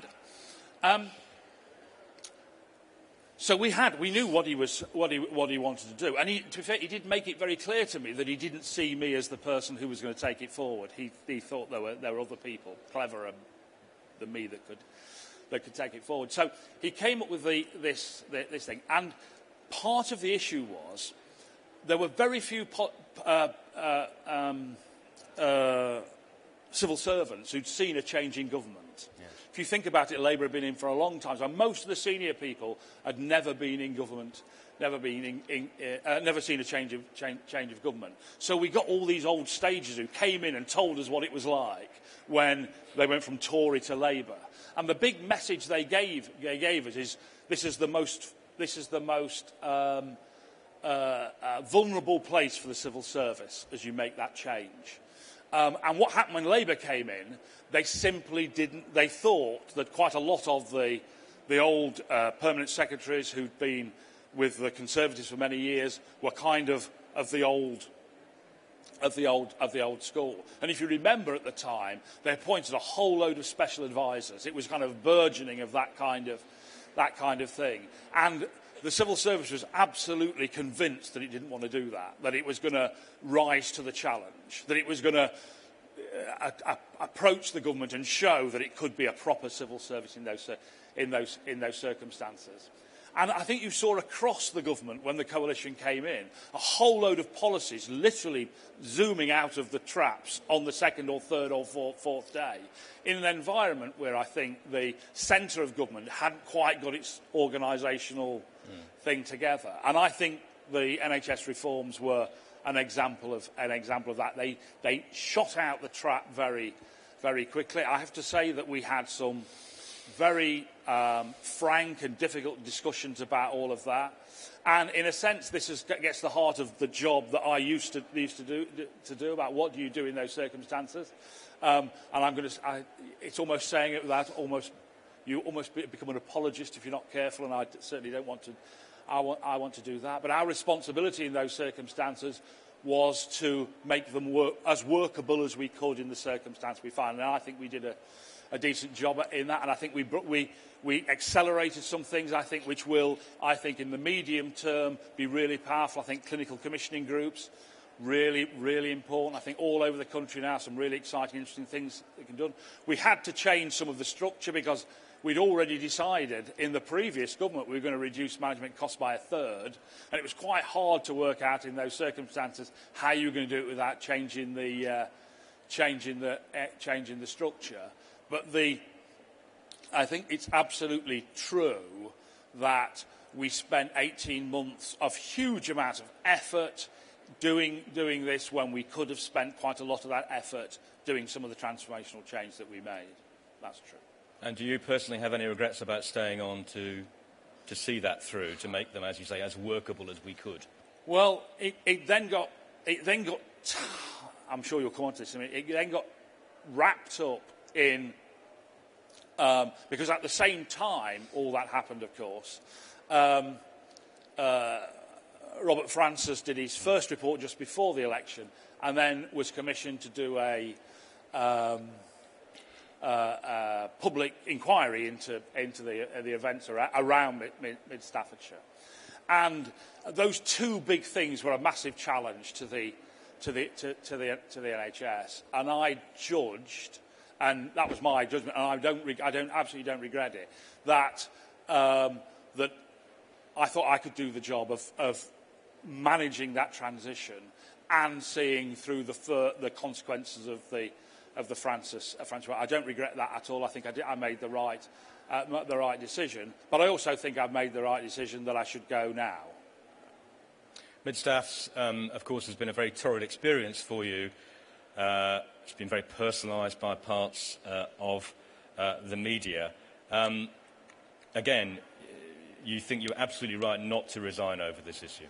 I mean, compared, I always say is that, I've had some uncomfortable circumstance in all of this. I won't say that I haven't, but compared with what happens to patients and their relatives when things go wrong, it's a fairly minor set of issues. And I think, if patients and relatives who've been harmed by the NHS, if they want to, have a go at me, I perfectly accept, that is absolutely right, and I should take all of that. And but we broadly knew what happened at Mid Staffordshire in 2009. So the kind of report coming out, although it made a whole set of things about the system as a whole, we broadly knew. And I had to make a judgment when I saw the first report, because that, in a sense, for me, was the more significant thing about my own personal circumstances. And there are two. I mean, I decided to stay for two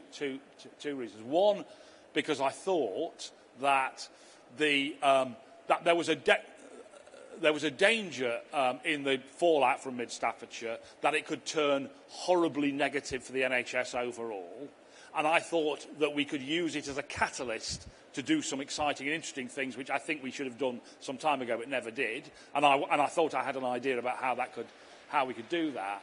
And secondly, genuinely, I thought it would be irresponsible at that moment in time. At that moment in time, we had, in the commissioning side of the NHS, we had 50,000 people who didn't know what their futures were. And I thought that it would have been, for me, irresponsible to wander off at that moment in time.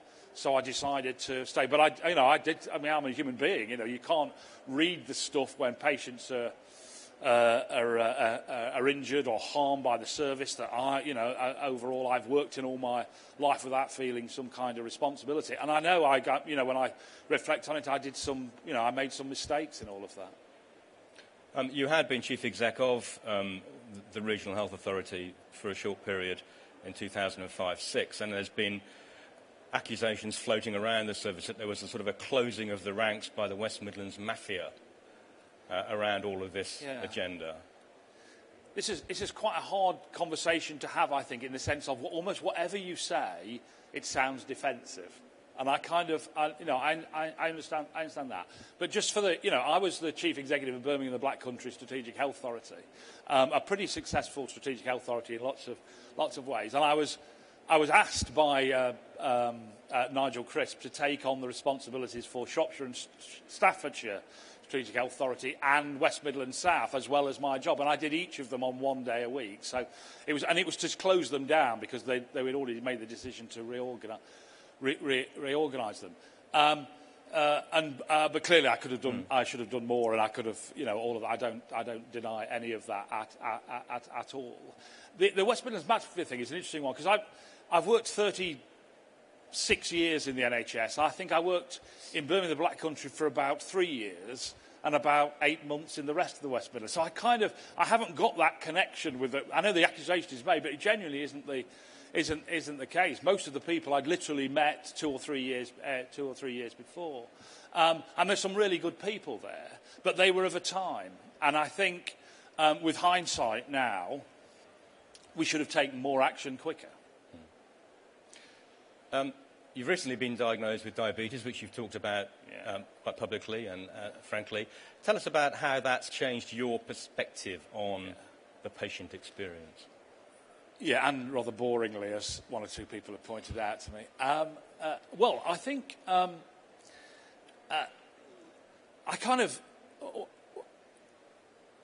understood for a long time the importance of patient power and all of that, and the way that technology can enable it and all of that. And I've understood the sort of the arguments around things like parity of esteem about mental health and physical health being, treated in the same kind of way. But there's nothing like a bit of personal experience to make it real to you. And so, in a sense, I don't think I've changed views about it, but I think I have a better understanding now. And I think that out of that better understanding comes a more commitment to making it making it happen. And it is as I think I said to some people before, is to be faced with you've got diabetes and, it's all very interesting. And by the way, your arms and legs may fall off, you're going to have heart failure, you may have a stroke, etc. All of these, kidney failure, etc.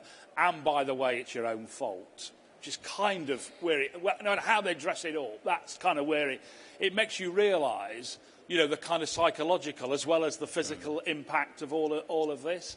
And I found particularly powerful the expert patient programme which I went on, which is a kind of low tech. It's not expensive, but there were 20 of us on this programme. I was there incognito. They didn't know who I was. And I went through that process and working together and starting to take control and feel you could take control of all of that was a big deal, and it makes it more real, I think, to you. The other thing, it brings you down to earth as well. At one point in this, I was, as you can imagine, by far the youngest person on this expert patient programme, and a woman came over to me and said, "We know you." And I said, "I don't think you do." She said, "You do. Who are you?" And I said, "I'm David." And she said, "Yeah, but we know you are." And she brought a friend over and said, "You know who he is, don't you?" "Yes, yes. Who is he?" And I was thinking, I don't. I was thinking, okay, I'll admit to who I am. She says, "Didn't you used to run the butchers in Kidderminster?" So it kind of brings you down to earth as well and puts you in the place. Because I've never run the butchers in Kidderminster. For those vegans in the audience who will complain about that. Yeah. We solicited some questions on Twitter for this session, and a couple of them came back around the topic of regrets, and I'm sure you've had a few. Lisa Rodriguez, who's the chief exec of Sussex Partnership Trust, said the hardest lessons are always learnt from your worst mistakes. So what are your hardest lessons, and what have you learned? Well, lots of. I have made. The biggest and most obvious mistake that I made was when it became clear, when the Healthcare Commission reported on Mid Staffordshire Hospital, and I went to the hospital, and I didn't seek out the patients' representatives and the people who were in Cure the NHS. And I didn't do it because I made the wrong call. You probably don't remember, at the time, Andy Burnham had been out, and it had been turned into a media circus, really. And I judged I didn't want to be involved in a media circus. And I was wrong. I was absolutely wrong. Because one of the things I learned, and I've determinedly done it since then, is that there is no shortcut to understanding than talking to the patients and the relatives of people who've been bad. There is no shortcut to it. And I didn't do it. And then I got myself into a tangle of talking to people through the media and all the rest of it, which and it continues to be a very bad thing. That was my biggest. There's a whole, but that was a mistake that I made. That bitterly regret. And hopefully, since then I've met lots of people to do all that. So I think that was where I would go on that. So there is no short. Bruce Key and I did a bit of a thing. We went through, I think, all of the. We were trying to work out in all of the various reports that have been made about the NHS over the last year or so. There must be nearly 1,000 recommendations to us. And, how do you handle all of that? But when you boil them all down, it's very simple. It's you listen to your patients, you listen to your staff, you listen to the carers, and then you do something about it. It's very simple. But sometimes when you get carried away with the nature of the job, sometimes you lose that, and I think it's a very powerful lesson for us all, really. We're coming to the end of our allotted time. It's not Desert Island Discs, but I did ask David to choose 3 records which he'd choose to reflect his time as NHS Chief Executive? Yeah, this is where all my bad taste comes out in and it's quite difficult to do all that. I do love music, though I've got no taste. Just a couple I would do. One of them is this is going to sound horribly pompous. I know I'm going to say is Richard Ashcroft, Man on a Mission, and I think I've always had to believe in what I'm doing. I've always had to be. I'm conviction. So I can't, if I don't believe it, I struggle to do it. And you can see where I've done well or not. It's when I can get behind that mission. And there is no better mission than universal healthcare free at the point of view. There is no better and more, I think, thing to do than that. So Man on a Mission would be one. And the other one is Jollity Farm by the Bonzo Dog Doo-Dah Band, for those of you. I challenge you to listen to it and not smile when you see it. It reminds me of my children in particular, but actually that great thing about improving services for patients, it can, and working with the wonderful people who work in the NHS can be a joy. It can bring joy, both it brought joy to me, it can bring joy to the job, but also it does fantastic things for people. That's the end of our time. Please join me in thanking Sir David and wishing him well for whatever comes next.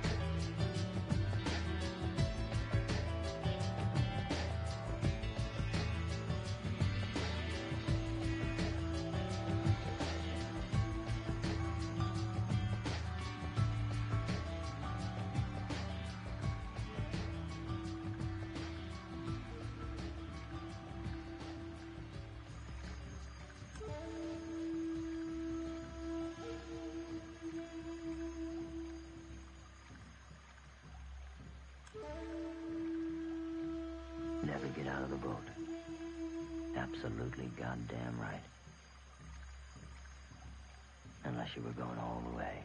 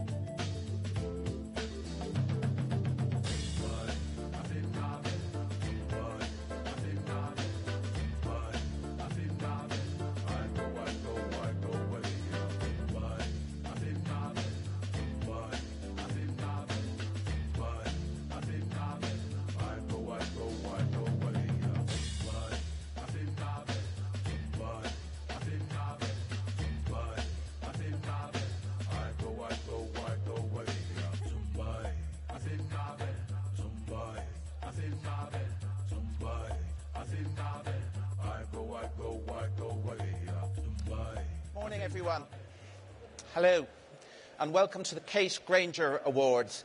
My name's Kieran Devan. I'm a board member of NHS England, and I'll be moderating this session for the next while. What we'd like to do is start off with Jeremy Grant, spoken word artist, just to, bring us into the room, get compassion into our heads. So I'd just like to introduce Jeremy Grant. Thank you.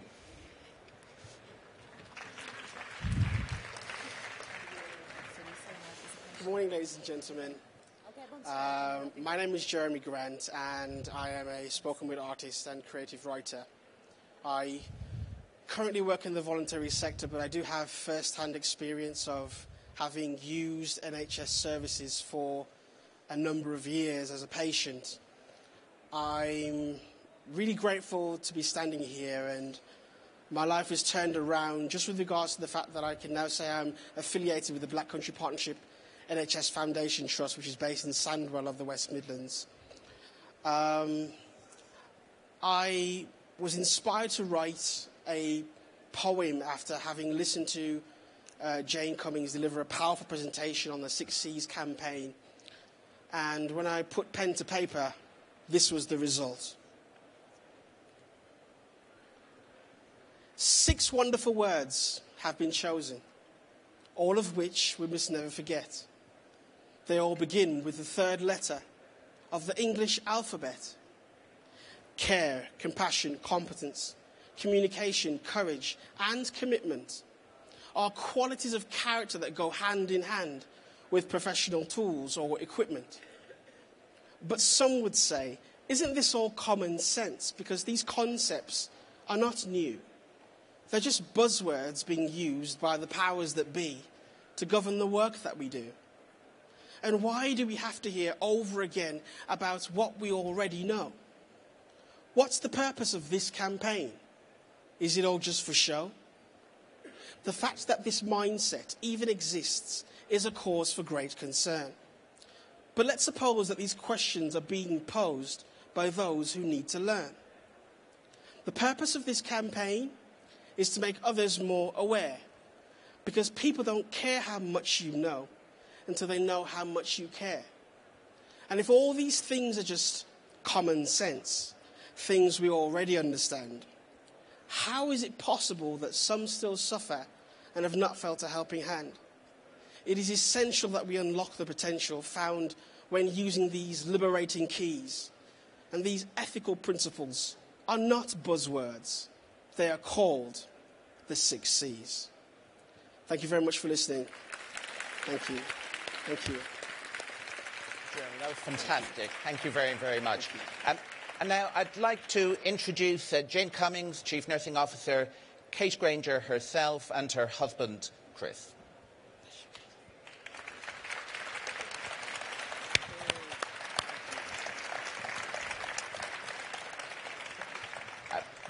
Welcome to what I'm sure will be a fabulous awards ceremony. Can I just start with you, Kate?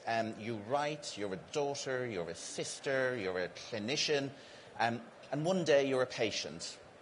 How was that? How did it feel? Becoming a patient really was something out of the blue for me. I'd never been ill in my life before, and then bang, age 29, I had a terminal illness, and that was something that took a number of months to adjust to and to accept it was part of my life, and that was how my life was going to be. And you talk a lot about decent standard of care is a phrase you use a lot. What does that mean? What did you see? What did you not see? I think from the beginning of my care, I was being an observer of my care as well as receiving it, and knowing how I care for people and how care should be.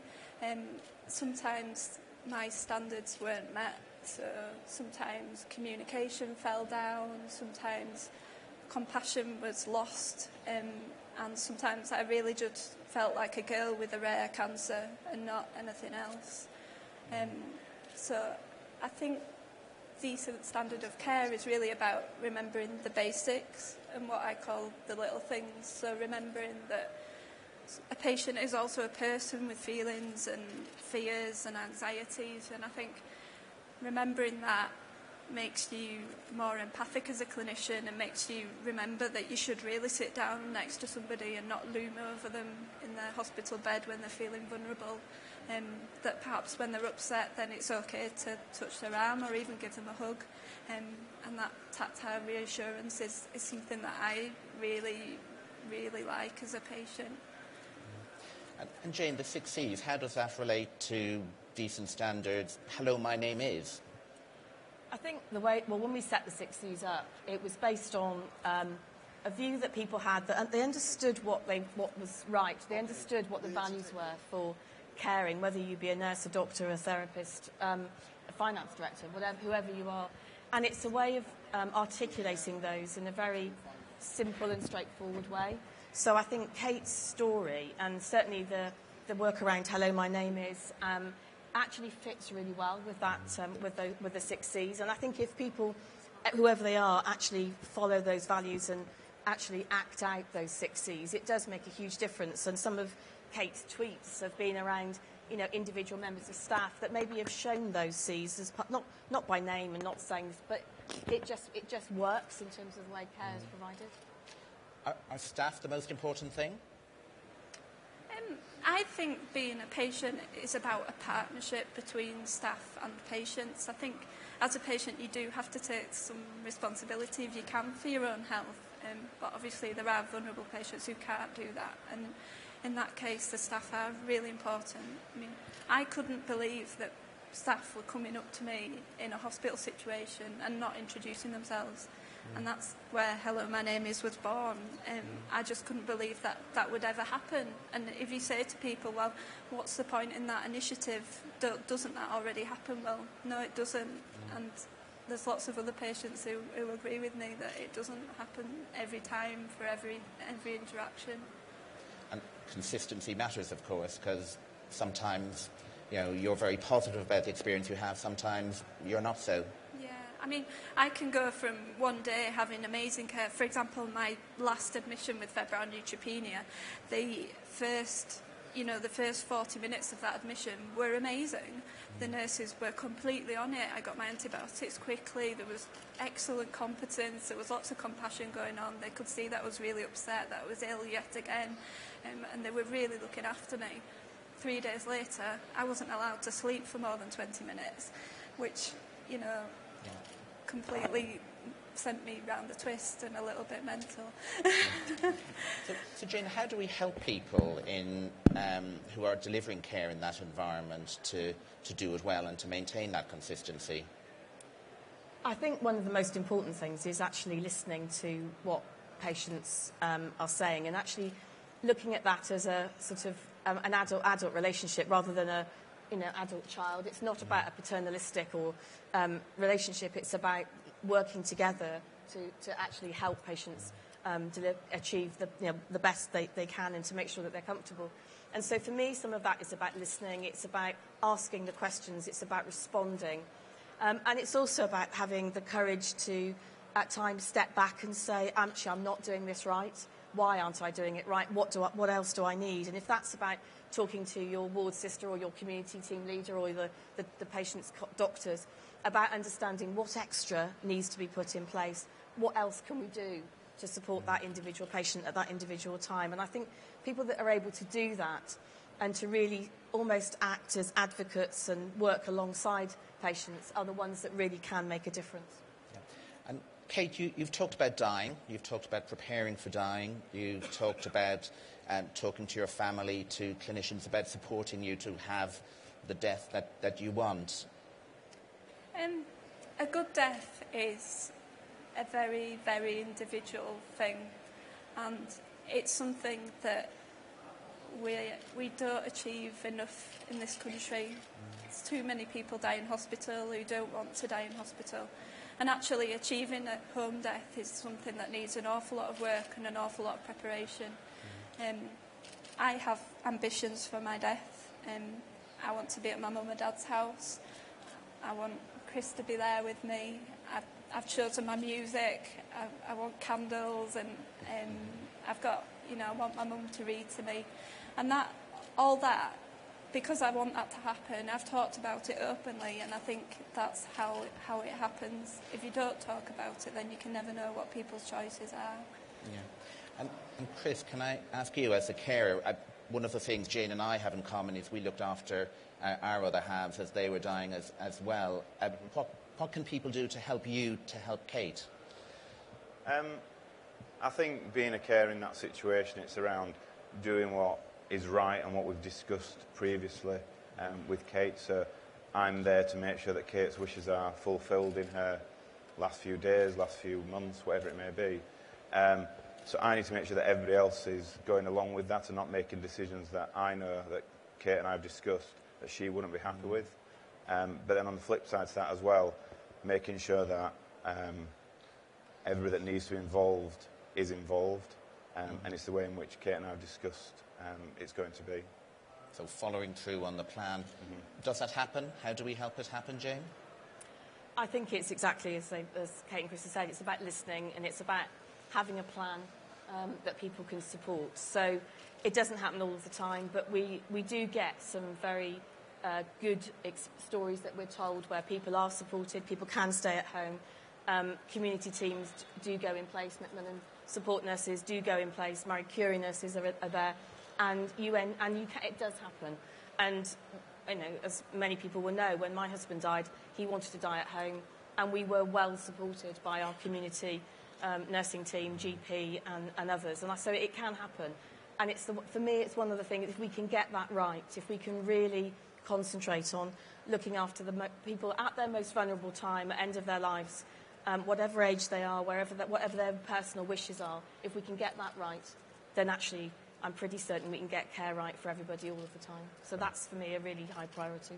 We really need to think about what do we need to do differently, what do we need to do to support people like Kate and others to have as good a death as they can, even though it's not something anybody would want, but actually support them to have those wishes supported and delivered. Yeah.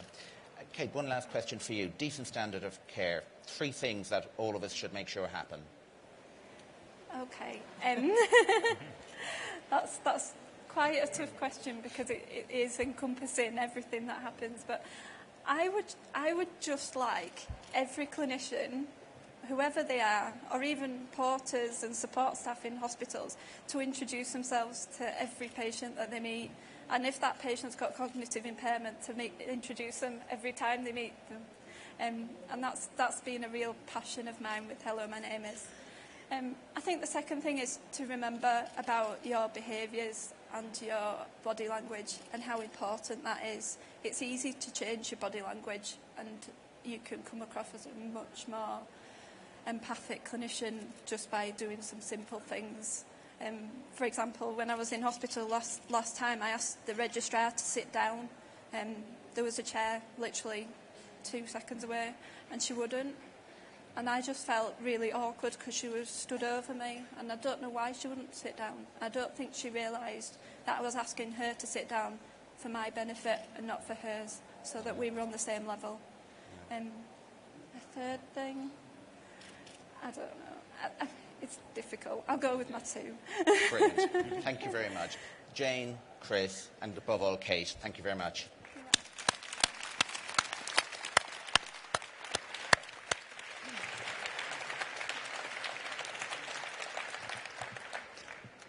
Okay, we're going to crack on with the awards. 2 awards, team award first, followed by the individual award. Jane, over to you. Okay, I'm not going to say very much because at the end of the day, the most important thing is actually knowing about the finalists and also who's won. I just wanted to say that Kate was the inspiration for these awards, obviously, because it's the Kate Granger Compassionate Care Awards. And NHS employers, Dean Royals and NHS employers and I sort of talked about it. We spoke to Kate and Chris about them. And they, for me, are something that reflects some of the great work that goes on, but they're also going to be a lasting legacy to Kate and the work that she's done. So this is the first one, but they will continue. And so we had fantastic nominations, and it was really difficult to shortlist. And as I said to Kate earlier, I'm very glad that Kate and Chris chose the winner, because I would have hated to do that. So what we're going to do first, I think, is show the video, I think. We're doing the first video now. We're going to do Team Award first, and then Kate and Chris are going to take us through the rest of this session.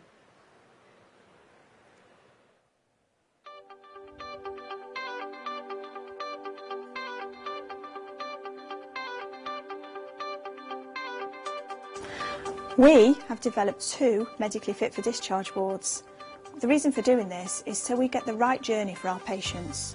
They receive care from a range of people from the multidisciplinary team: physiotherapists, occupational therapists, nurses, pharmacists, all with a view to take our patients on the final bit of their journey back out into the community, where hopefully they will stay and not need to come back in to our A&E department and follow the same journey again. Being a patient on a ward full of really sick acute patients when you're medically fit, it can be the most awful place to be. You know that you're not the top priority when there's really sick patients next to you.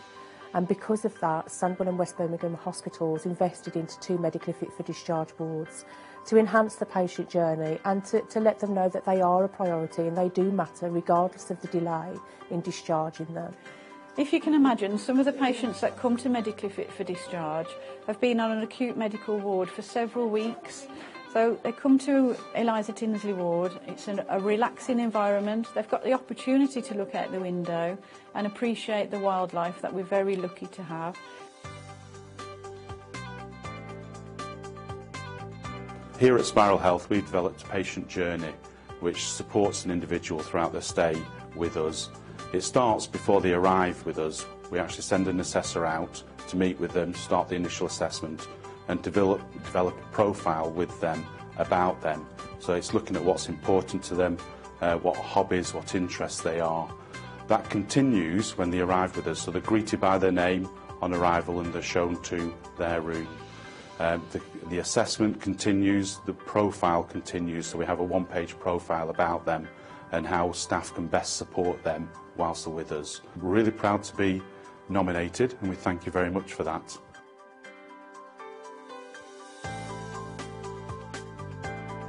Nominated by Nikki Petit, Teenage Cancer Trust lead nurse after it was suggested by 2 patients. The Teenage and Young Adult Service at University Hospitals Birmingham NHS Foundation Trust follows a principle of young person first, cancer diagnosis second. In its 11-bedded ward and 2-chair day unit, the service offers a home-from-home environment with open visiting, free Wi-Fi, a mobiles-on policy and extensive IT facilities. The service flexes patient care, including admissions and treatments around 21st birthday parties, school proms and other major milestones in young people's lives.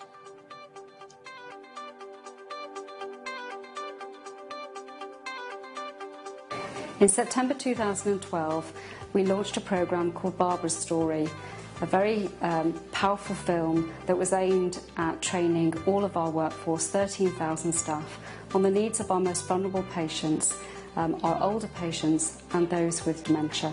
It's been the most important thing I've been involved with since in medicine, and having elderly parents with very great health needs and who are very frightened, I hope this can be rolled out to other healthcare institutions and other hospitals, because it really makes a difference. The film has taken off nationally. We've been able to fund it, and it's been launched into a training programme which is free across the NHS voluntary sector social care, and it's also rolling out internationally.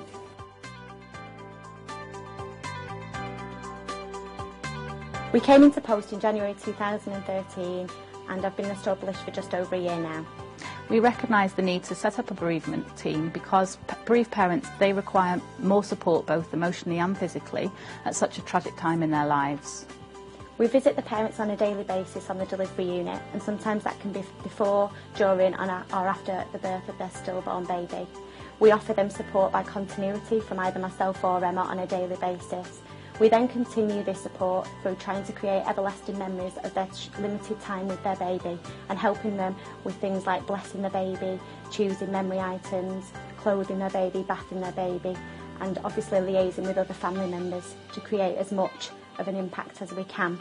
So we're absolutely delighted to have been shortlisted for the Compassion Award, because we feel that compassion is the whole reason that we developed this post and this role in the first place.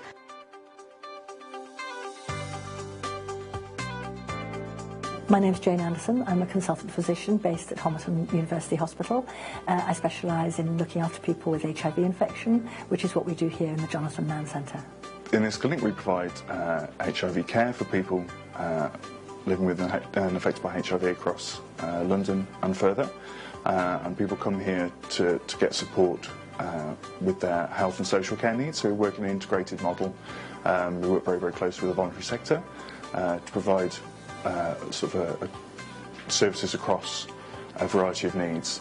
Joined up, holistic, compassionate care for people with HIV is a real team effort, and that's why I've nominated the Jonathan Mann Centre team, because it's a completely holistic package of care here, and that means that everybody has to work together and bring a really amazing array of skills to bear to make sure that we actually deliver what people need to make the most of their lives.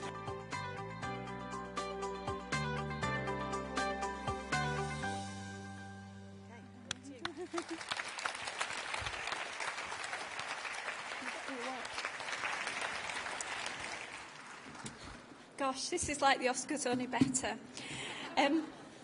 Firstly, I would like to thank everyone who entered, nominated or promoted the awards. We really had a fantastic response, and I'm very humbled that they're in my name.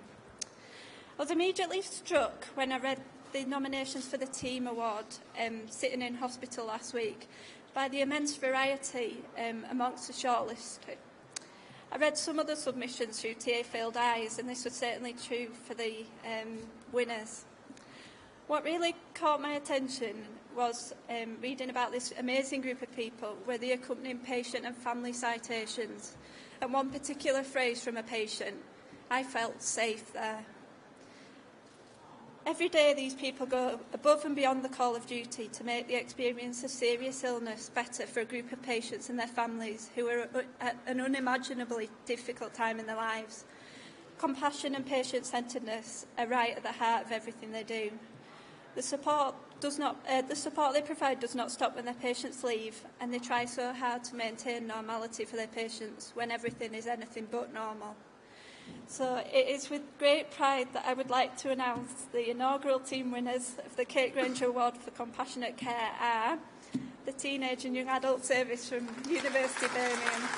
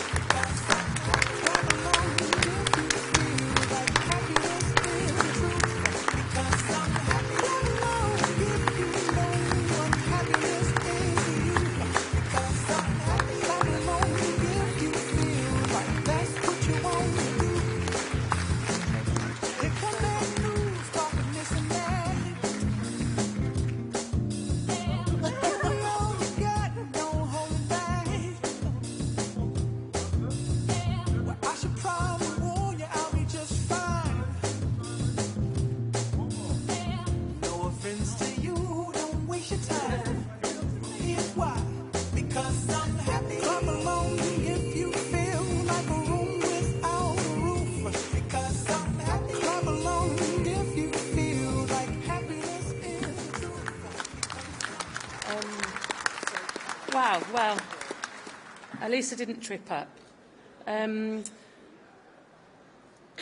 Mainly, I'm just completely humbled by the patients that my team and I see every day. And we certainly wouldn't be here if it hadn't been for one of our young ladies suggesting that we were nominated ourselves. It's always very difficult to nominate yourself for an award. And when the email dropped into my inbox, I said to the patient, oh, go for it, yeah, it'd be lovely, and then realised that we had to do a bit of work behind it. But obviously, congratulations to the other nominations. Del and I sat on the train coming up saying, there's no way on earth we'll win this. The other teams are doing such amazing things. I also think that because it's the smaller things that we try and make a difference with, we don't appreciate the bigger impact that we have. And I think that follows on from the 6 Cs. We're not doing anything magic or different or wonderful. We're really just seeing our young cancer patients as young cancer patients. So I just can't believe this. So thank you so much. Thank you, Kate.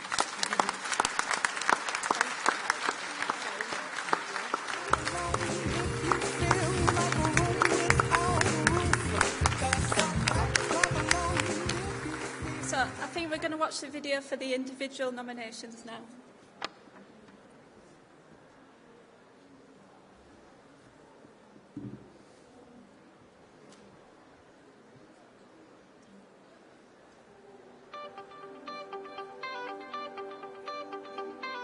I've nominated my colleague Sophie Edwards for this award in reflection of the hard work she's done in promoting the care of dementia patients both in this hospital and in the surrounding areas through her interaction with members of staff and general practitioners. Here at the North Middlesex Hospital we are a busy acute trust covering the boroughs of Enfield and Harrogate predominantly. We provide care for older people, many of which are suffering with dementia. I'm one of the consultant geriatricians here at the North Middlesex University Hospital. I'm also clinical lead for dementia. I have great admiration for Kate Granger, and if I had 1/10 of the compassion, motivation, energy and resilience that she shows for advocating patient-centred care, then I think I would have done a good job.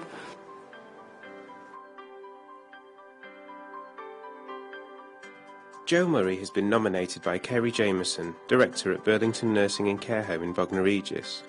An experienced community matron, Jo Murray works with a caseload of vulnerable older people living in a residential care home setting who are judged to be at risk of avoidable admissions to hospital. She works with individuals in care homes and runs training courses to support staff and bring together professionals across speech and language therapy, dietitians, dementia specialists and the local Falls team to facilitate referrals and speed up consultations for patients.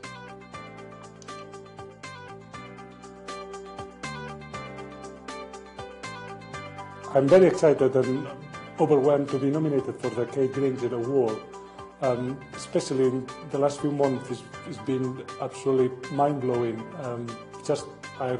Last week I was made a caremaker, and now to top everything up, now this award means the world for me. I nominated Joanne for the Kate Granger Award because of who he is and what he does.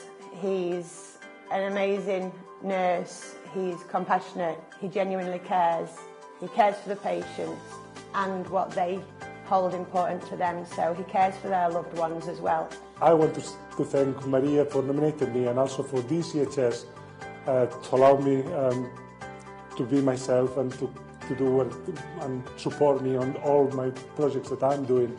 And without them, without their support, probably I would not be here today. Alicia and I are absolutely thrilled to find out that Val has been shortlisted for the Kate Granger Award. We really can't think of a more deserving candidate, and all the people that we've told about it think that Val is a fantastic ambassador for carers and for the work of this organisation. We really want to wish her all the best.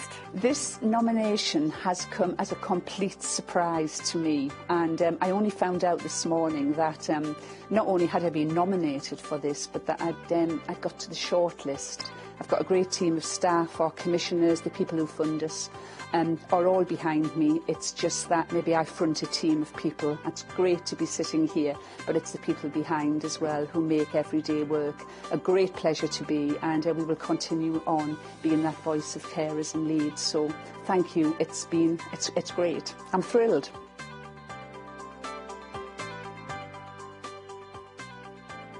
One of the services that we are incredibly proud of is our miscarriage service, delivering care to women and their families at times when they're often extremely vulnerable.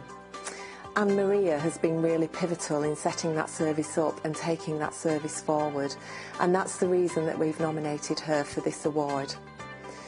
It's a real privilege to have Anne Maria in our nursing team. She's an incredible leader, she shows real passion for what she does, and she consistently delivers care with empathy and compassion, which is incredibly important for those women and their families. I work with patients sometimes at a very devastating time in their lives. I feel very honoured to look after these patients, and I feel very humbled to be nominated for the Kate Granger Award.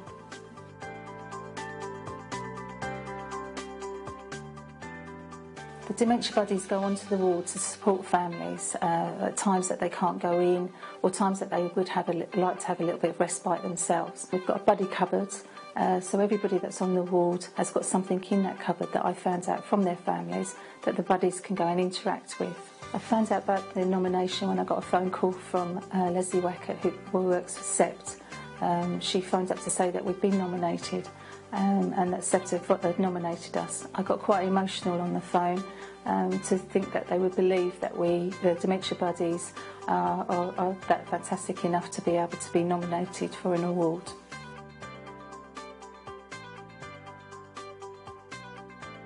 I nominated Liz because she has exceptional ability to show compassion to patients and women in her care. And she sort of acts as a friend to them and totally takes on board any problems they have, sits with them and talks through and really listens to what their concerns are. I'm really excited, not just for myself, but for our whole team here at East Lancs. I'm very lucky to work in a very supportive and compassionate environment, right from our medical director down to the domestics and healthcare assistants who look after our patients. And most of all, I think I'm excited about this whole amazing initiative that Kate Granger has started.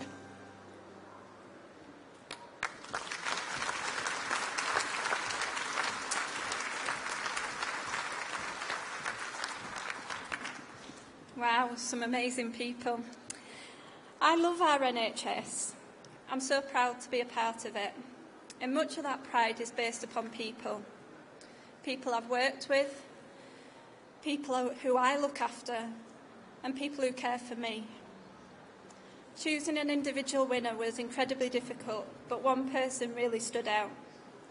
This person not only has vastly improved the care she directly provides for her own patients, who are, in my opinion, the most vulnerable in our society, but has also improved awareness and inspired everyone around her to do better as well, meaning her high standards ripple throughout her organisation and cause real lasting change.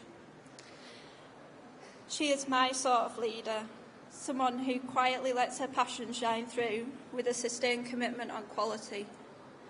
And again, after my own heart, I hear she likes to fundraise through the medium of cake. It is therefore with great pleasure that the individual Kate Granger Award for Compassionate Care goes to Dr. Sophie Edwards from North Middlesex University Hospital.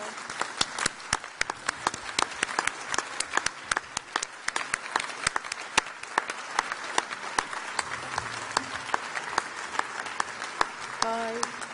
I'm in clinic today and I'm really disappointed I don't get to meet you, Kate. I wanted to say thank you to the staff at the North Middlesex Hospital for nominating me and for being so receptive to the work we've been doing to improve the experience of patients with dementia. This award is a real honour and a privilege, and I really hope I can do you proud, Kate, so thank you very much.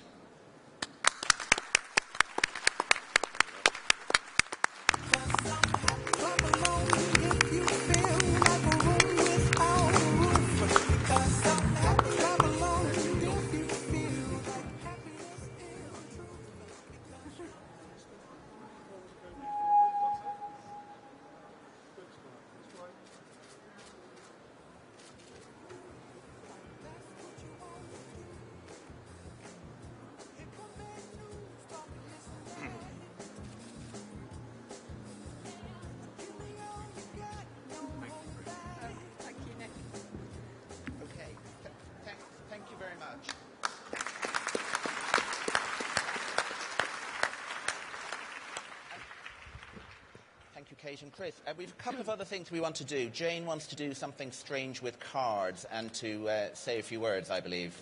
I do. This next bit is not being scripted, and it's something that Kate doesn't know about. So I wanted to start by saying, hello, my name is Jane. We wanted to do something that really recognised the work that Kate has done. Hello, my name is has had a massive impact. The use of social media to move a campaign that Kate started, I think nobody realised the impact it would have. Kate has got something like 20,000 followers on Twitter. The impact of Hello, my name is has just gone across the NHS and in a viral way. So over the last couple of weeks, we've done some secret filming, which actually took with people that can actually describe the impact that Hello, my name is has had on them, on their practice, and the care they provide for patients, and more generally about the impact that Kate has had. So we're going to show that film now, and you may want to move slightly across, Kate, so you can have a look if you want to, because it will be easier than getting a stiff neck. So we're going to play the film, and I think you'll see the impact that Kate is having.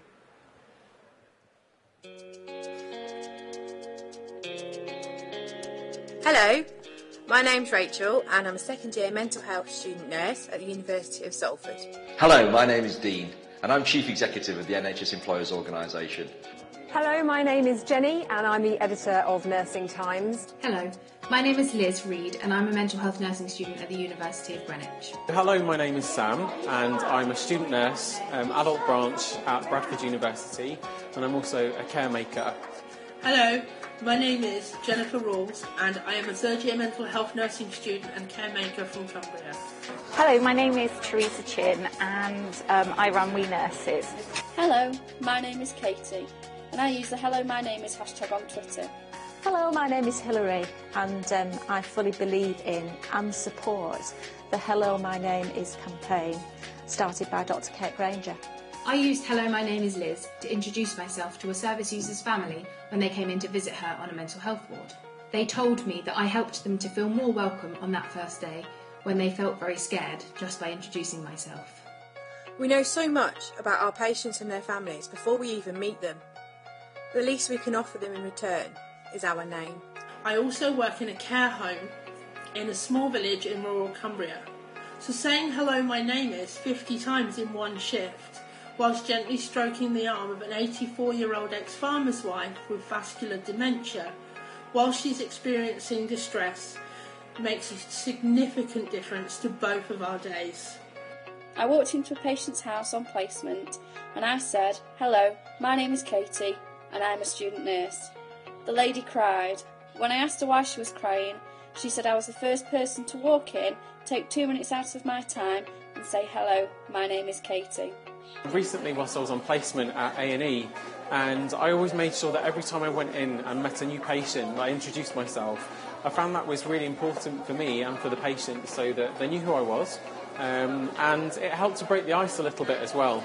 And it encouraged people to talk to me, so by telling them my name, I'm giving them something of me personally. Compassion is something that is evident in all the little things, but it's most evident when it isn't there, which is why Dr. Kate Granger's Hello, My Name Is campaign is so important, because Hello, My Name is exactly where compassion and care starts. Hello, My Name is the start of a connection, a relationship that's really, really important. Really important in relation to developing a bond, a connection that is the foundation for care and compassion, to be the centre of that relationship. So I'd like to say a personal thank you to Kate and to commit my personal pledge to supporting this campaign. But this is one of those areas of work where stuff that's happened in the social world has had a real impact in the NHS that we operate in. As I go round and about, I see that people have really taken the campaign of Hello, My Name Is to heart. You see people using it at conferences, you see people using it in the NHS, on wards and in our clinics. And this is just a fantastic example of how something that's happened in the social world has created a real social movement. And I'd just like to congratulate Kate for making such a huge impact in people's lives through this campaign. What Kate Granger has done with this campaign is show people how important it is to look at the patient behind the disease or the condition that they're treating, and to really treat them with dignity, respect and compassion. It's a fantastic campaign. Well done, Kate. Hello, my name is Chris and I am Kate's husband. You may have read about me in such books as The Other Side and The Bright Side, both of which I highly recommend reading, and have raised thousands of pounds for the Yorkshire Cancer Centre, both of which beautifully written by my gorgeous wife. Now, people say that I am actually the other side of the other side, being Kate's husband, but I can tell you a different side to Kate. Kate's a loving, caring, compassionate and beautiful person. Struck down by an illness 2.5 years ago that changed both our lives forever. Now, some people may have gone about that in a different way to what Kate and I have, but we've been very positive about it, and the last 2.5 years have really changed the way in which both myself, Kate and our family and friends look at life. And hopefully Kate's legacy will be that we, and more so Kate, have made a difference to how both the NHS operate and how healthcare professionals operate. I'd just like to take this opportunity to say thank you to Kate. The last 2.5 years have been amazing, and the 10 years preceding that even better. I love you, and I know that whatever happens in the future, we will always be together. Thank you.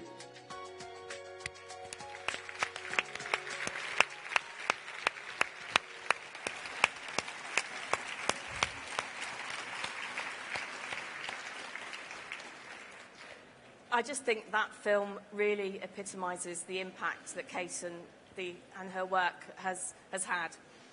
I'm going to go just behind the stage for in a minute, but while I do that, those of you that have got chairs or are sitting on chairs will see that there is a pledge form with you. I'd like you to perhaps write your name, so hello, my name is, but also what you would do if you wish to pledge to support the Hello, My Name Is campaign. And before we finish, it would be great for everybody to stand up and show that. And in the meantime, I'm just going to exit stage right, and I'll be back shortly. Where's all the rest of it? Great. You should have known how to. So, Kate, would you come and join me? We have a few gifts, but the first thing is, this is our award to you in recognition of your outstanding work. Thank you for everything you've done so far, and I look forward to continuing. Oh, wow, okay. Some of you will know that Kate likes baking. So we have here a cake with the Hello, My Name Is on it. And the 60s. You also like champagne as well, don't you? So there are rather a lot of presents here, but we thought we would give that. It's got the 60s and Hello, My Name Is. The other thing I just wanted to say briefly before maybe seeing if Kate wants to say anything. she doesn't know, so just give her time to think, is that Kate is also fundraising for the Yorkshire Cancer Centre. She set herself a target of £100,000. She has beaten that target. We have the Yorkshire Cancer Centre team here. They are selling copies of Kate's books. I've read them both. I do recommend it. They are hard, but very, very inspirational to read. And we've also got caremakers with buckets.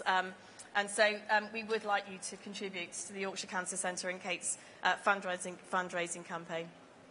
Sorry? Sorry, hang on a minute.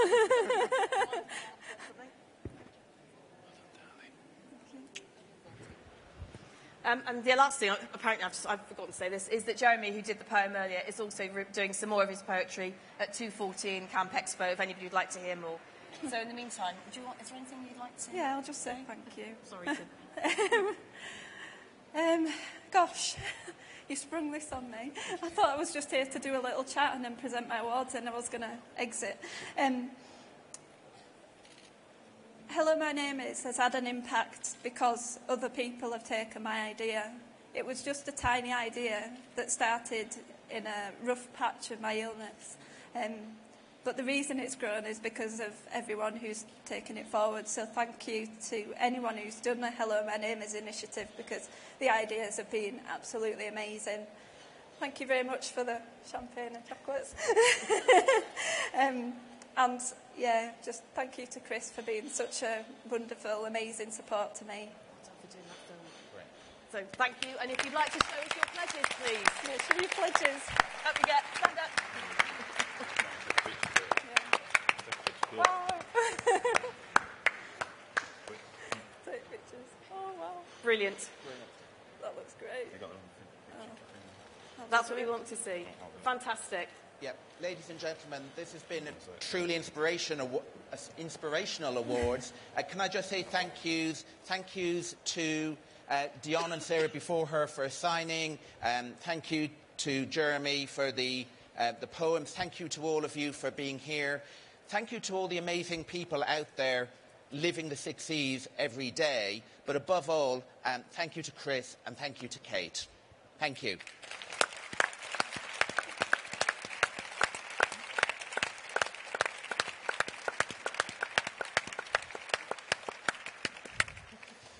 Well done, you. Well done. That's really good.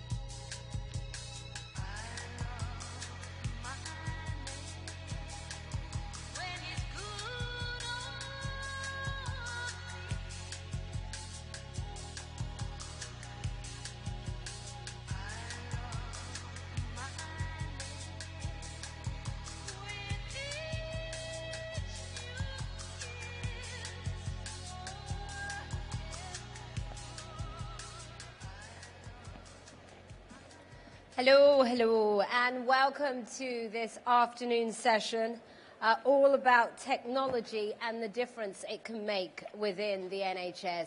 We have two very accomplished speakers who have two very different perspectives in terms of what's happening in the UK and here in the US.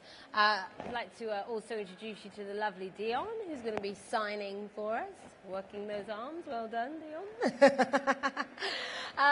So our first speaker is Beverly Bryant, and Beverly is the Director of Strategic Systems and Technology for NHS England. Give Beverly a round of applause, please. And then this man was on one of our panels yesterday. It was very fantastic, and so we're thrilled to have him back today, fresh from America. Brian Civic, Chief Technology Officer for the US Department of Health and Human Services. So Beverly and Brian are both going to speak, individually that is, for 10 minutes each, and then we will open it up to the floor for questions. So Beverly, would you like to make your way up to the stage? Thank you. Good afternoon, everyone. So my talk today, I was asked to talk to everybody about technology that makes a difference.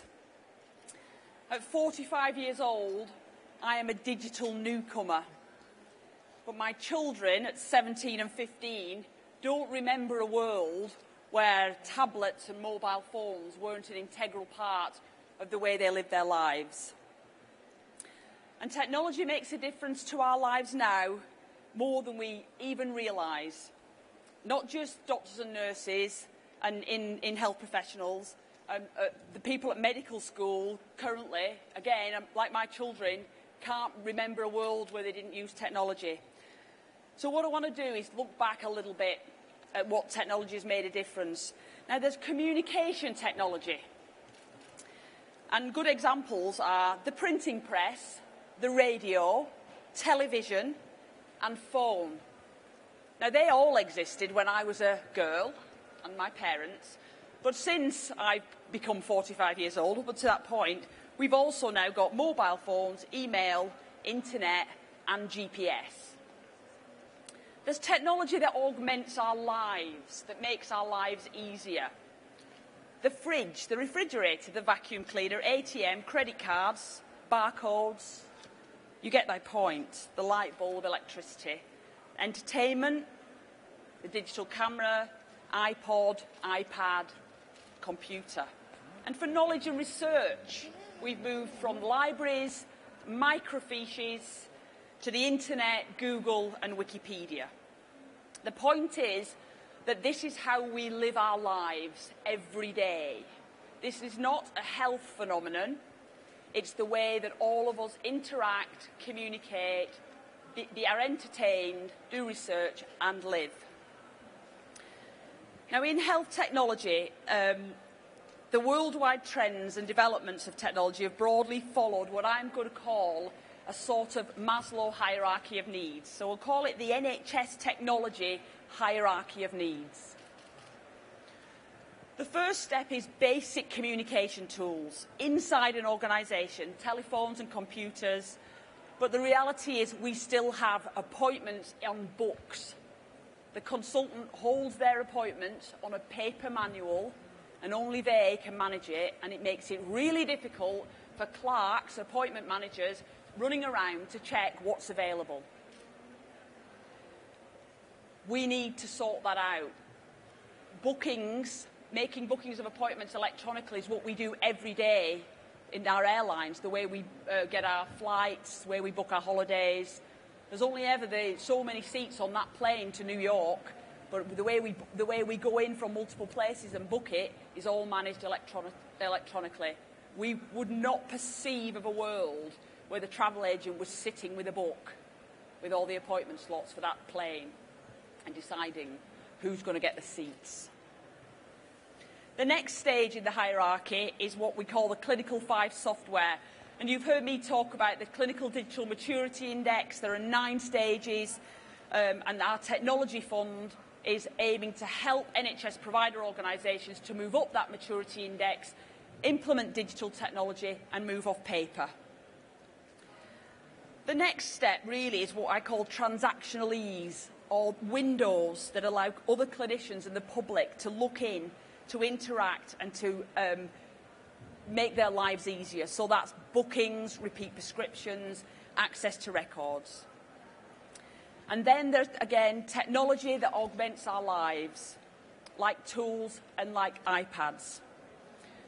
I'm announcing today now that we've just given £30 million through the Nursing Technology Fund to 75 NHS trusts through a process where they applied before Christmas. We've been reading the stories. There's some fantastic projects out there. Just a few examples. Community nurses working out on the go, visiting patients, are able to upload the information onto an iPad that then will get transmitted back to the headquarters without them having to go back in, type it all in, the information that they've just had. Mobile devices, enabling nurses and midwives to improve the care that they provide for patients. It's not right that they have to spend time doing more paperwork and typing in, and what this technology fund is doing is giving them more time to spend with patients.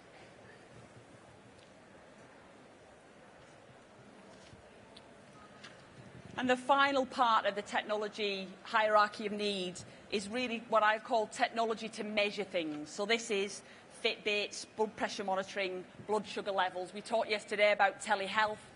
These are the new enablers that help people in their own homes actually upload information and measure. Now, this evolution, this move up the technology hierarchy, has already made a difference in the airline industry, in banking, in retail, in broader supply chain. We're used to it in every other aspect of our lives, and we need to embrace this in our NHS. Really good work is going on in primary care. Already we're at a very high level of digital maturity, and in secondary care we do need to do more to move up this maturity index. So what about the future? What's the future going to hold? I'm strategic systems and technology. You know, it's not going to be about ambulances turning into Back to the Future, DeLorean, flying, we need to be real. Some of this stuff is basic underlying enablers that we owe our patients to get hold of and start to interact with them the way that they interact with every other aspect of their lives. I think the future is big data. We've talked about care.data this morning, about the benefits to inform commissioning, to measure diabetes outcomes, drug efficacy, research the causes of stroke, heart disease, etc., etc. But one of the trends that's emerging across the world, starting to emerge in America, some of the research that I've been looking into, is that potentially in 5 to 10 years' time, with your consent, with the individual's consent, you could become a walking sensor. So you won't need a scientist to be able to save mankind, because the information, the sensors that are in your phone, your car, your wallet, your tweets, could collect data to give scientists and analysts the data that can link behaviour patterns to disease prevalence, act as mass participation, clinical trials, and even open up research and academic possibilities that we haven't even thought about yet. So I think that's where the future is. But in the meantime, if we, the NHS, could just embrace the join up of here and now, I think that would be a real benefit to our patients. Thank you. Brian. Thank you, Beverly. Brian, would you? Sure. Yes. I'm going to try to stand here so I can sort of see everybody. Once again, thank you guys very much for having me. I really appreciate the opportunity to speak. And I want to keep my comments a little bit short today so we have some time for Q&A at the end. But I wanted to start with a few stories. First story is about a couple of guys in New York named Russ and Mike, Mike Galbo and Russ Graney. And these two guys are interesting because they both had separate experiences, simultaneous but separate experiences, where loved ones, family members, went into the hospital for outpatient procedures, and as a result of those procedures had to go to a post-acute care facility for physical therapy and further recovery. Upon discharge, both Mike and Russ, again at separate facilities, were handed photocopied sheets of paper with a list of 30 post-acute care facilities, their addresses and their phone numbers on it, and told to select one for their family members to go to. So they did, and they both made what would be, I think, commonly considered a rational decision in that case, which is that they selected the facilities that were closest geographically to their homes, the ones that were easiest for them to get to, because obviously they were going to be going back and forth on a regular basis. Now, what ended up happening next was interesting. It turned out that Mike and Russ both selected separate post-acute care facilities that had known issues. One of them issues with over-medication, the other one had other issues, and their family members did not have the greatest experience for those reasons at these places. Now, thankfully, everybody was fine. It was just a bit of a negative experience, but the outcomes could have been a lot worse. Now, Mike and Russ got together after that, and they realized something very interesting. They realized that there was a ton of information available about these post-acute care facilities published by, among other entities, our agency, the Department of Health and Human Services, and other parts of the U.S. government. And so they said, you know, if this stuff is available, why can't we take it and do something with it to prevent other people from having the same negative experiences that we had? So they did. They started a company called AIDIN, A-I-D-I-N. And the idea behind AIDIN is to basically take all of this data that exists out there in the world about post-acute care facilities, compile it all in one place, and present it to discharge planners at hospitals or caregivers or case managers in order to help people make much better decisions about the facilities that they're going to send people to. Now, what's interesting about this are there are a few things. Number one, this is one tiny little niche of the American healthcare system. Because the American healthcare system is so big, obviously even the tiny little niches are pretty big. But they were able to essentially start to disrupt the post-acute care facility ecosystem, because all of a sudden they're providing transparent access to information that changes the incentives for the people who run these facilities. Secondly, they're actually generating results. We like to track readmissions to hospital after discharge as a metric for how well the procedures went and how well people are doing post-procedure. They've actually proven in their first set of pilots that they're able to reduce readmissions by between 3 and 11%, which is a pretty big deal. And they're also saving between 2 and 4 hours a day of caseworker time. So there's a huge potential here. But the thing that actually makes me think that it's even more interesting and more exciting is the fact that neither Mike or Russ had any experience in healthcare whatsoever before they started this company. And that, to me, is the sign that we're entering a phase of pure disruption in this industry. When we have people who don't know anything about an industry, in fact, the ones who don't know what is impossible or commonly considered to be impossible, start to do things and actually change the game. So Mike and Russ are, one of my favorite examples of this. Another good story is about a doctor in a small town in Kansas. I'm not joking. The town is called Plainville, Kansas. I've never been there, but I have this image of Plainville, which I'm sure all of you guys probably share. And it's about this doctor named Jen Broll, who's a primary care doc in Plainville. And she is part of a practice with just a couple of other docs. Her story is fascinating because if any of you guys in the audience are doctors, this might ring a little bit true. Somebody asked her, before she had electronic medical records in her office, and she was doing all of her patient care with files and folders, clipboards, pens, and paper. They asked her how often she thought that she provided colorectal cancer screenings for those of her patients that required those screenings. And she said, yeah, I'm a pretty good doc. I actually think I do it 100% of the time. I think everybody who needs to get that screening actually does.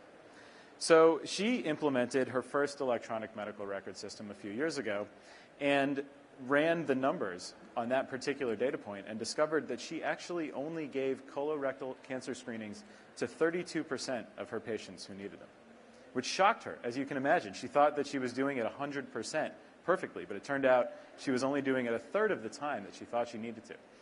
So she turned around and said, I'm going to focus on this metric. I'm going to make sure that everybody who needs one of these screenings gets them.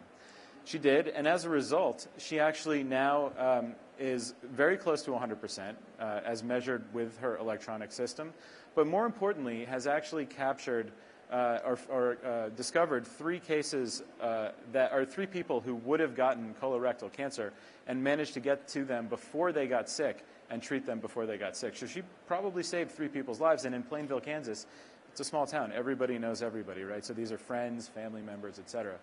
So, if you think about it, that's a great story because it's all about a doctor leveraging technology, leveraging this new world of electronic medical records to try to actually provide better care and increase outcomes, and doing a great job at it. Third story. I met this guy last week, actually, a guy named Camilo Barcenas. And his story is kind of funny. He grew up in a family where his dad was a doc, went to college, and while he was in college, he started day trading stocks just to make some money, and ended up being pretty good at it. He told me this story about how he bought this one stock. I don't remember what it was. He bought it in the single digits. It went up to the triple digits. He sold it. He made a bunch of money. As a result, he became known among his dad's doctor friends as the kid who knows how to play the stock market. So he created this investment group, if you will, of his dad's friends, and basically all through college made money that way by playing the stock market. So he graduated and he figured, hey, I got a career in finance. He goes into finance. He starts doing day trading. Again, he's very successful. He makes a bunch of money.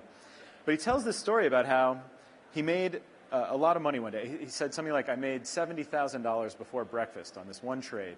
And I went to have breakfast with my mother. And my mother looked at me and said, Camilo, you don't look very happy. And he said, I'm not.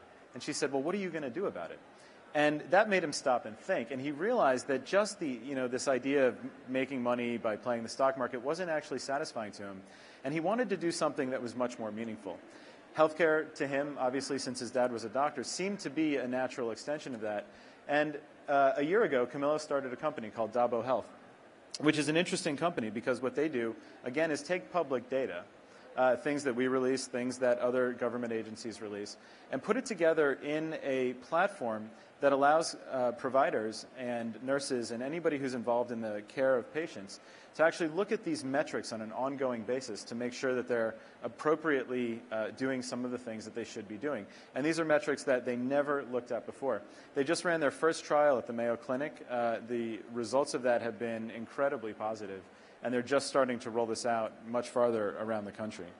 Now, you guys might have heard of the Memorandum of Understanding that we at the Department of Health and Human Services signed with NHS about a month ago. And I think all of these stories in some way reflect some of the elements of that MOU that we're working on. And so I just want to touch on those very, very briefly, just to give you guys some idea of why we're doing this. There are 4 work streams in this MOU. The first one is all about sharing quality indicators. So the idea is that if if we can harmonize the way that we develop quality indicators for various conditions across the two countries, then obviously we can start to look at patterns of care. We can start to do a lot of research that isn't possible today because we don't have the same way of looking at things. So the first two quality indicators that we're looking at are depression symptom screenings and knee and hip operation quality indicators. The idea being that these are two very common quality indicators that will actually give us some data and details about making sure that we can look at these indicators in the same way. The second one, I've talked a little bit about this already, the idea of liberating health data and put it to work. You guys obviously are kind of going down that path with the care.data stuff, but we've been working on liberating health data now for 3 years in sort of a major way at the department. We actually recently just crossed our 1,000th data set milestone that we put out there. And we have a pretty robust process in terms of what data we put out, why we put it out, how we provide access to it. But we're constantly trying to make this a much more robust resource, drive more utility out of it, and figure out exactly what people are doing. One of the things that we'd love to do is create a sort of work with the UK in the same way that we're doing all of this work in the US, so that the data that's released on our side is comparable to the data that's released on your side. We can start to suck these two different data sets into similar applications and have a much larger visualization of a lot of these different conditions or whatever people choose to visualize using this information. One other thing that's a big part of this work stream is something called Blue Button. Have you guys, any of you guys heard of Blue Button? A couple of you? So those of you who haven't, basically Blue Button is essentially a specification that we developed that allows vendors or application developers to implement a technology for patients to have trusted access to their own data in standardized formats. So think the vendors of an EHR might implement Blue Button for their patient portal so that you as a patient can go click a button and either download your records in a known format or in a trusted fashion send those records to a third party that can ingest those records and start to do something interesting with them. So an example that I give in the States a lot, which is probably relevant here, when you send your kids to any school or summer camp or anything, they require immunization records. And right now, in order to get those immunization records from your primary care physician to the school or the camp, you actually have to go to the doctor, probably pay some money, get those records, go back to the school or camp, hand them to them, and then you're done. Wouldn't it be great if we could just click one button and have those records automatically go? And that's one very simple use case, but there are thousands and thousands of these. So the idea, if we can implement the Blue Button specification both here and in the U.S. simultaneously, applications that are developed for use in the U.S. can work here and vice versa, thereby creating a much more robust ecosystem for that technology. The third work stream is we're calling priming the IT healthcare ecosystem. And the idea there is we want to make it as easy as possible for healthcare entrepreneurs to do interesting things, both in the UK and in the US. So I gave you a few examples of some companies in the US that we like to see expand and do more interesting things. One of the other ideas, and this is something just that comes from my own personal experience, when I was starting a company back in the late 90s, one of the hardest things to do was to get our first customer. It was very, very challenging to actually get somebody to say, yes, we get what you're doing, sign on the dotted line, and move forward. Healthcare, that problem, I think, is even harder than it is in other industries because it's such a risk-adverse world. And so one of the things that we're working on right now is working with some early adopters in the ecosystem to say, can we set up some sandboxes that people can test out their interventions ahead of time so that we'll be able to accelerate that process of development and help people move forward faster. So that's the third work stream. And then the fourth work stream, I won't say too much more about because I've already kind of touched on it, but the idea of the adoption of electronic medical records. So in the States, you guys actually obviously have a leg up, I think, on us, given the fact that all of your primary care physicians are connected via interoperable EMRs, whereas in the States, as recently as a few years ago, the numbers were very, very small. And we made a massive investment over the last few years, and now we're up to about 50% of providers, individual providers, have EMRs that they use on a daily basis, and around 80% of hospitals. The problem that we have is that none of these systems talk to each other. So while we've got a good foundation, the next thing that we have to figure out, and it's probably the critical thing to figure out, is how we encourage interoperability in a market where the participants are not necessarily encouraged via incentives to interoperate. And I think there are a lot of lessons we can learn from you guys there. I know you guys are working on expanding systems into hospitals, so I'm sure that there are some lessons that you can learn from our expansion. And so that's what that fourth work stream is all about. So, just so, again, as we leave time for Q&A, I just want to close with one quick thought. And this was sort of inspired by a question that was asked yesterday at the panel that I was on. In my office in D.C., I have a print hanging on the wall that's a quote from the founder and ex-CEO of Southwest Airlines. Somebody once asked, his name is Herb Kelleher, so somebody once asked Herb about Southwest's strategic plan. And he looked at them and said, "We have a strategic plan. It's called doing things." And that is one of my favorite quotes of all time, right? Because I've always found that actually just kind of getting out there and doing something is always the best place to start. You can deliberate and discuss and plan forever about things and never actually accomplish anything. And let's be honest, in government, we're really, really good at that. So, yesterday this young woman in the audience was telling a story about how she was working at one hospital here that was a big user of EMRs. She thought it was great. And then she was going to another hospital where there were no EMRs. And she was wondering how to encourage the leadership at that hospital to get on board with this stuff. And she didn't really know where to start. And so my sort of response to her, based on this, is that you just got to start somewhere. Don't look at the big problem, right? The big problem of getting an EMR adopted across the board. Look at the small problem. How do you get that first step? How do you convince the first person that this is something that's worth trying? So pick something small, figure out how to do it, get the users involved, get the people who are going to be part of this world, this new world and this new system, get them involved, and then rapidly iterate and experiment over and over and over again. And I promise, because I've seen this work, if you follow that methodology, you can accomplish anything. With that, I'll stop. Thank you guys very much. Happy to answer any questions. Thanks, Brian. So do we have any questions in the audience? Any techie questions? Come on. No? Oh, well, I'll ask the question then. So, for both of you, you've sort of laid out a framework of the technologies that you are impressed by and the sorts of technologies that you'd like to see implemented in your healthcare systems. We'll start with you first, Beverly. Where would you like to see the NHS in 5 years in terms of technology and the sorts of technologies that would just be commonplace for us? So in 5 years, I'd like to see the interoperability of digital records between clinicians across care settings. The patients assume that we already are all integrated anyway, so it won't really make that much of a difference to them. But the NHS is joined up. The clinicians can get access to the information they need at the touch of a button. All the information about the patient is there. The transactions, the supply chain, the way the prescribing works electronically, it's all just the way that we run the organisation. And it's just normal. It's NHS normal. And also people start to say, I can't remember a time when we ever did it any other way. Brian, for you? I'm going to be really boring and say the exact same thing. It's interesting because in the States we have a system which incentivizes providers not to interact, right? Yeah. Not to share. Mainly because they get paid for doing things over and over and over again. And they're protecting their own interests too. Exactly. And not only that, but the vendors that provide the technology to the providers are not incentivized to actually do this because opening up their systems means opening themselves up to competition.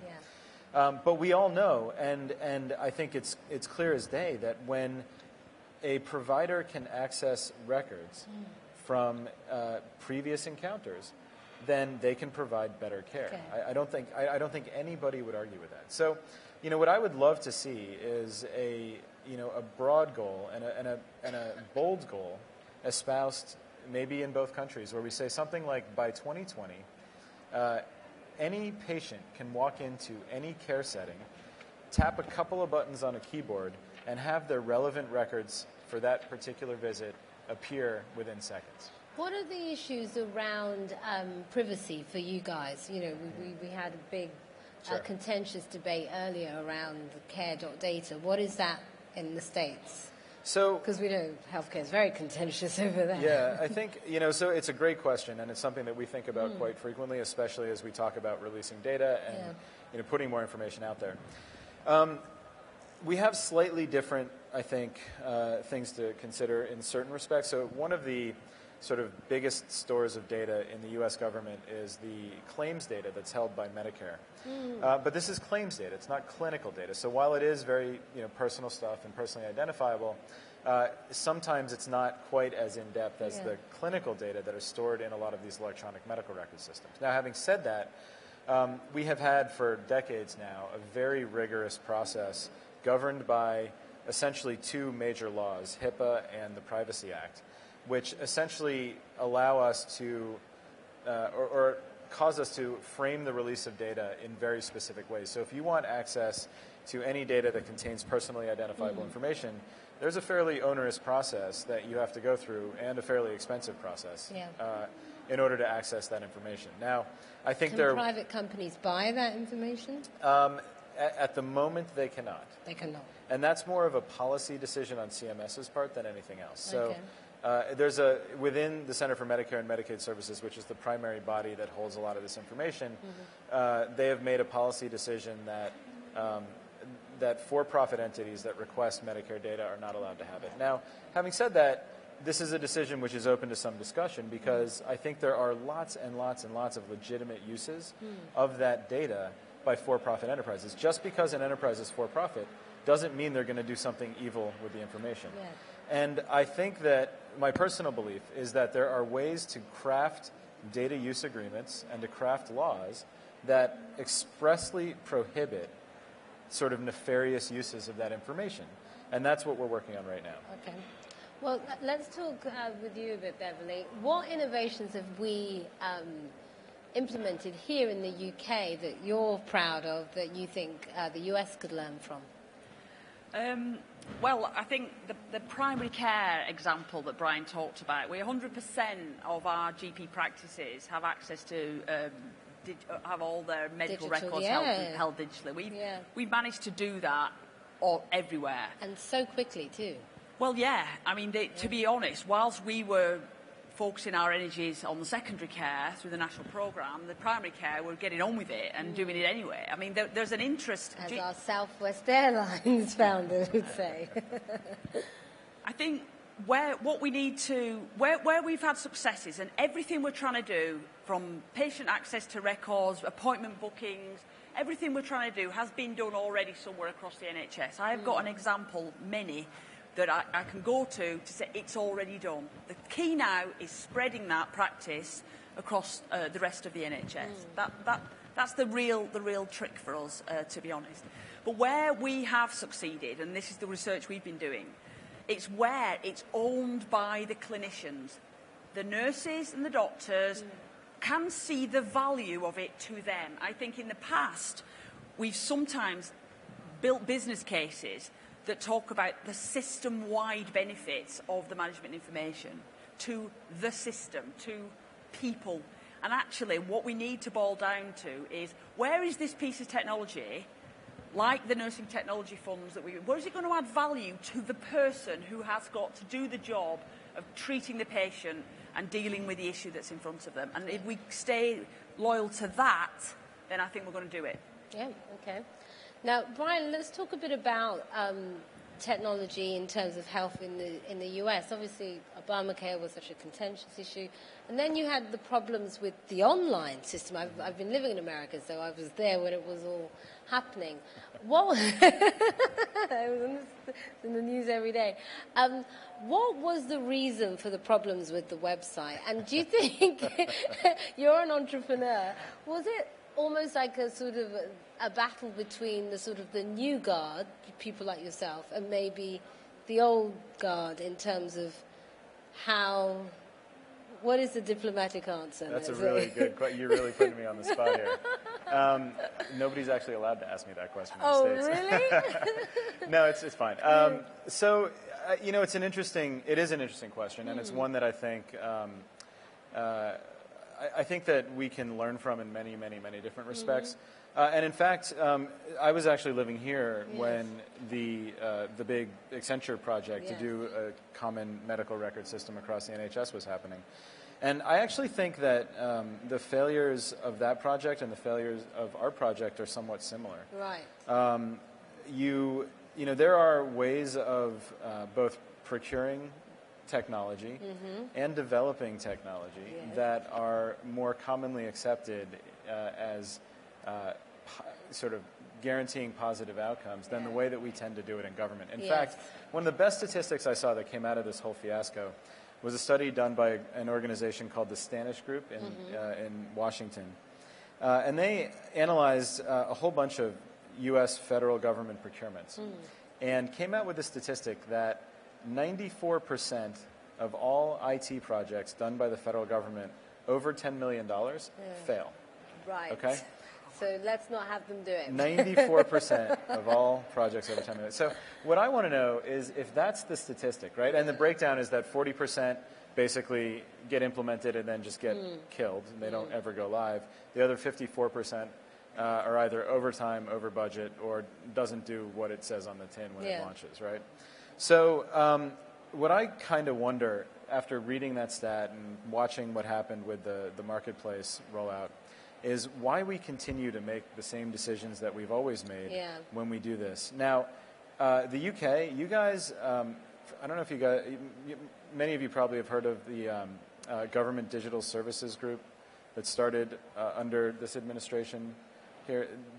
So in many ways, the genesis of that group was as a result of that NHS project. Right. And I have to tell you, they are doing incredible work, which is it should be copied by many, many, many government organizations across the board. And if we use approaches such as the ones that they are espousing to build big projects, actually any project, big or small, we will have a much higher rate of success and obviously a much better use of taxpayer funds. Okay. So, I think there are parallels that we can draw on both of these things. And lessons to be learned, isn't it? Absolutely. It's fantastic. Beverly, are we out of time? Looks like we're out of time. Well, thank you both for joining us. Thank you. And safe trip back to America, Brian. Thank you. Beverly, thank you. Thanks.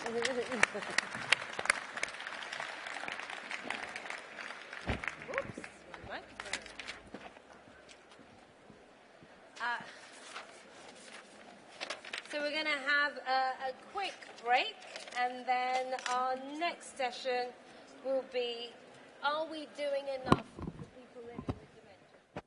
10 minutes for that. Thank you.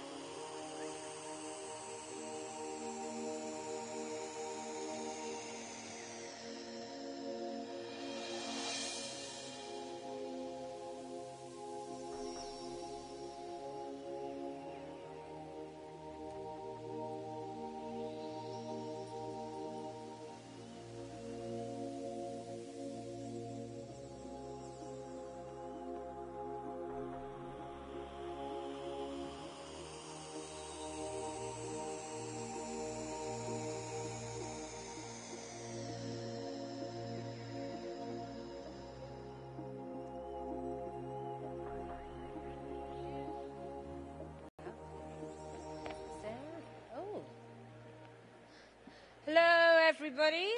Welcome to the next session. I'd like to introduce you to the lovely Sarah. Sarah, you're going to sign that you're lovely yourself. Yeah, lovely Sarah. So our next session is all about what we can do to help our elderly that are living with dementia. And we have another great panel on this very issue. And are we really doing enough to help people in this country that are living with dementia? And how can we help prevent more cases of the disease? So will you please put your hands together for a woman who has a fantastic name, even if I do say so myself, Professor June Andrews, Professor in Dementia Services and Director of the Dementia Design School. We have Beth, yes, clap.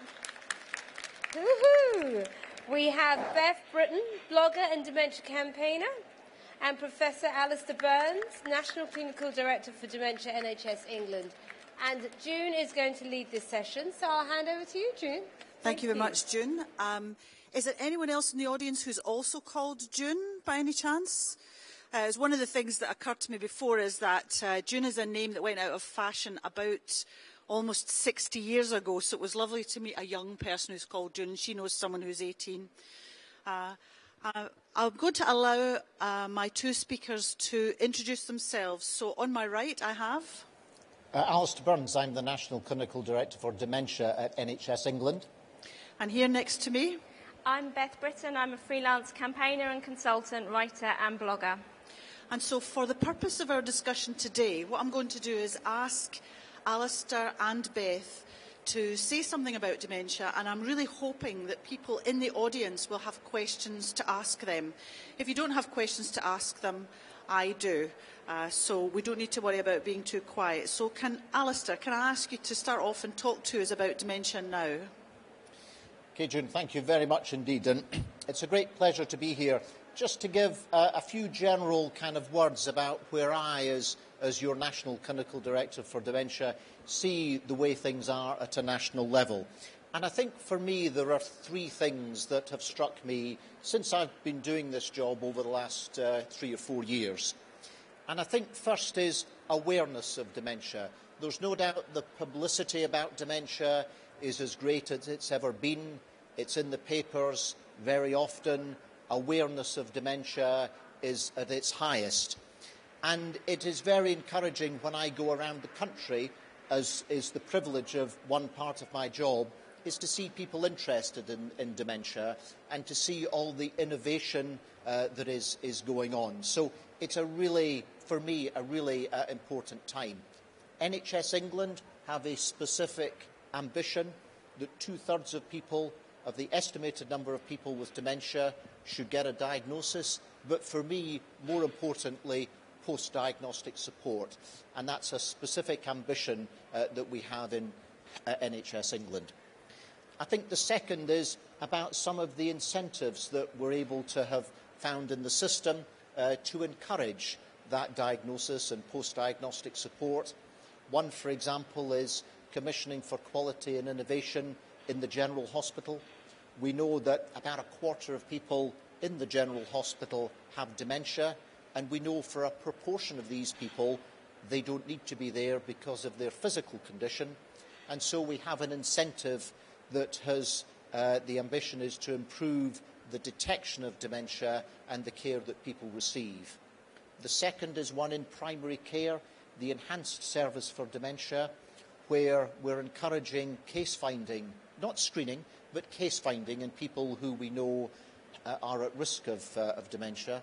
And the third is using the Better Care Fund, the fund that is money going from the NHS to social care to improve integration and care in the community. And the aspiration is that that post-diagnostic support, which is so important, and I hope we get a chance to speak about, is secured. And the third thing, some of the recent announcements that have been made.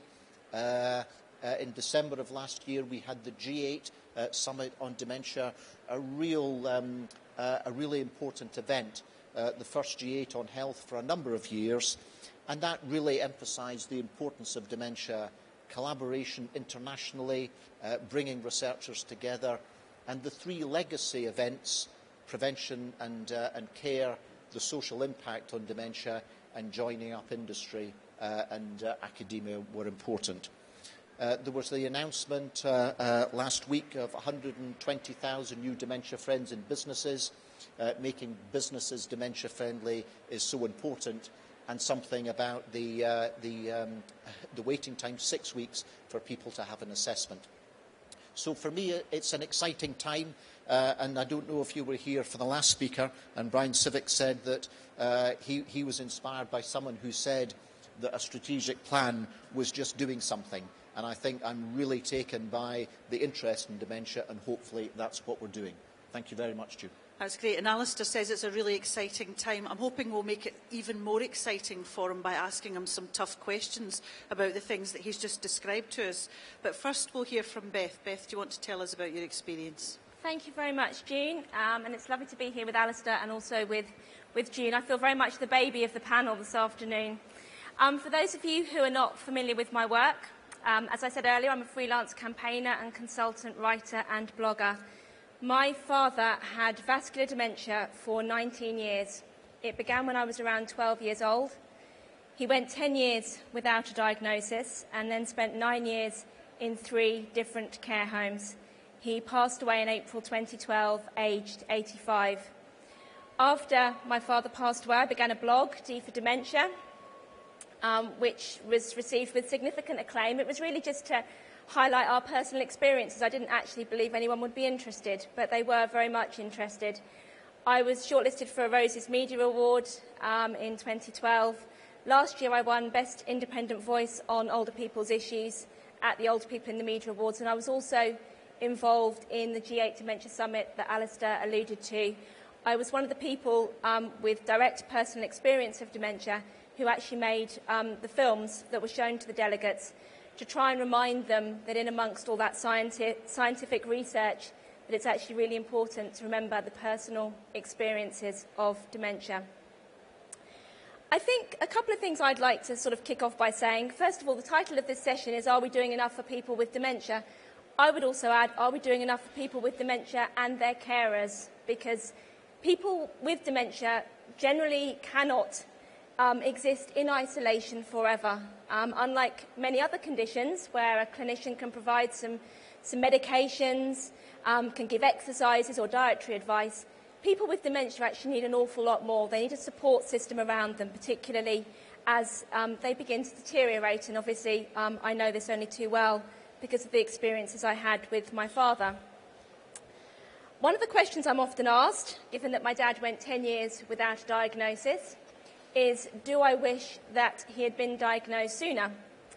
The answer to that question is, yes, I do, but crucially, only with support. Back then, there really wasn't any support, even after he was diagnosed. He was forced to move into a care home because we were told that he would be a danger to himself and to other people if he remained at home. So I just feel that whilst it's really important that we do diagnose people in a timely fashion, and that's something that Alice has obviously led on, that we do also offer them that crucial support, and that support needs to be individual and it needs to be personalised. Very often it isn't, but there is no one-size-fits-all solution. I think looking at the other end of the spectrum, something else that I feel really passionately about as well is end-of-life care. We had a very turbulent few months leading up to my father's passing away. He'd been in a Southern Cross home that went out of business. I think everyone's aware of what happened with Southern Cross. And as a result of the change in ownership and the decline in care, he actually developed aspiration, pneumonia, and a series of pressure sores. He actually aspirated on his own vomit 5 times. So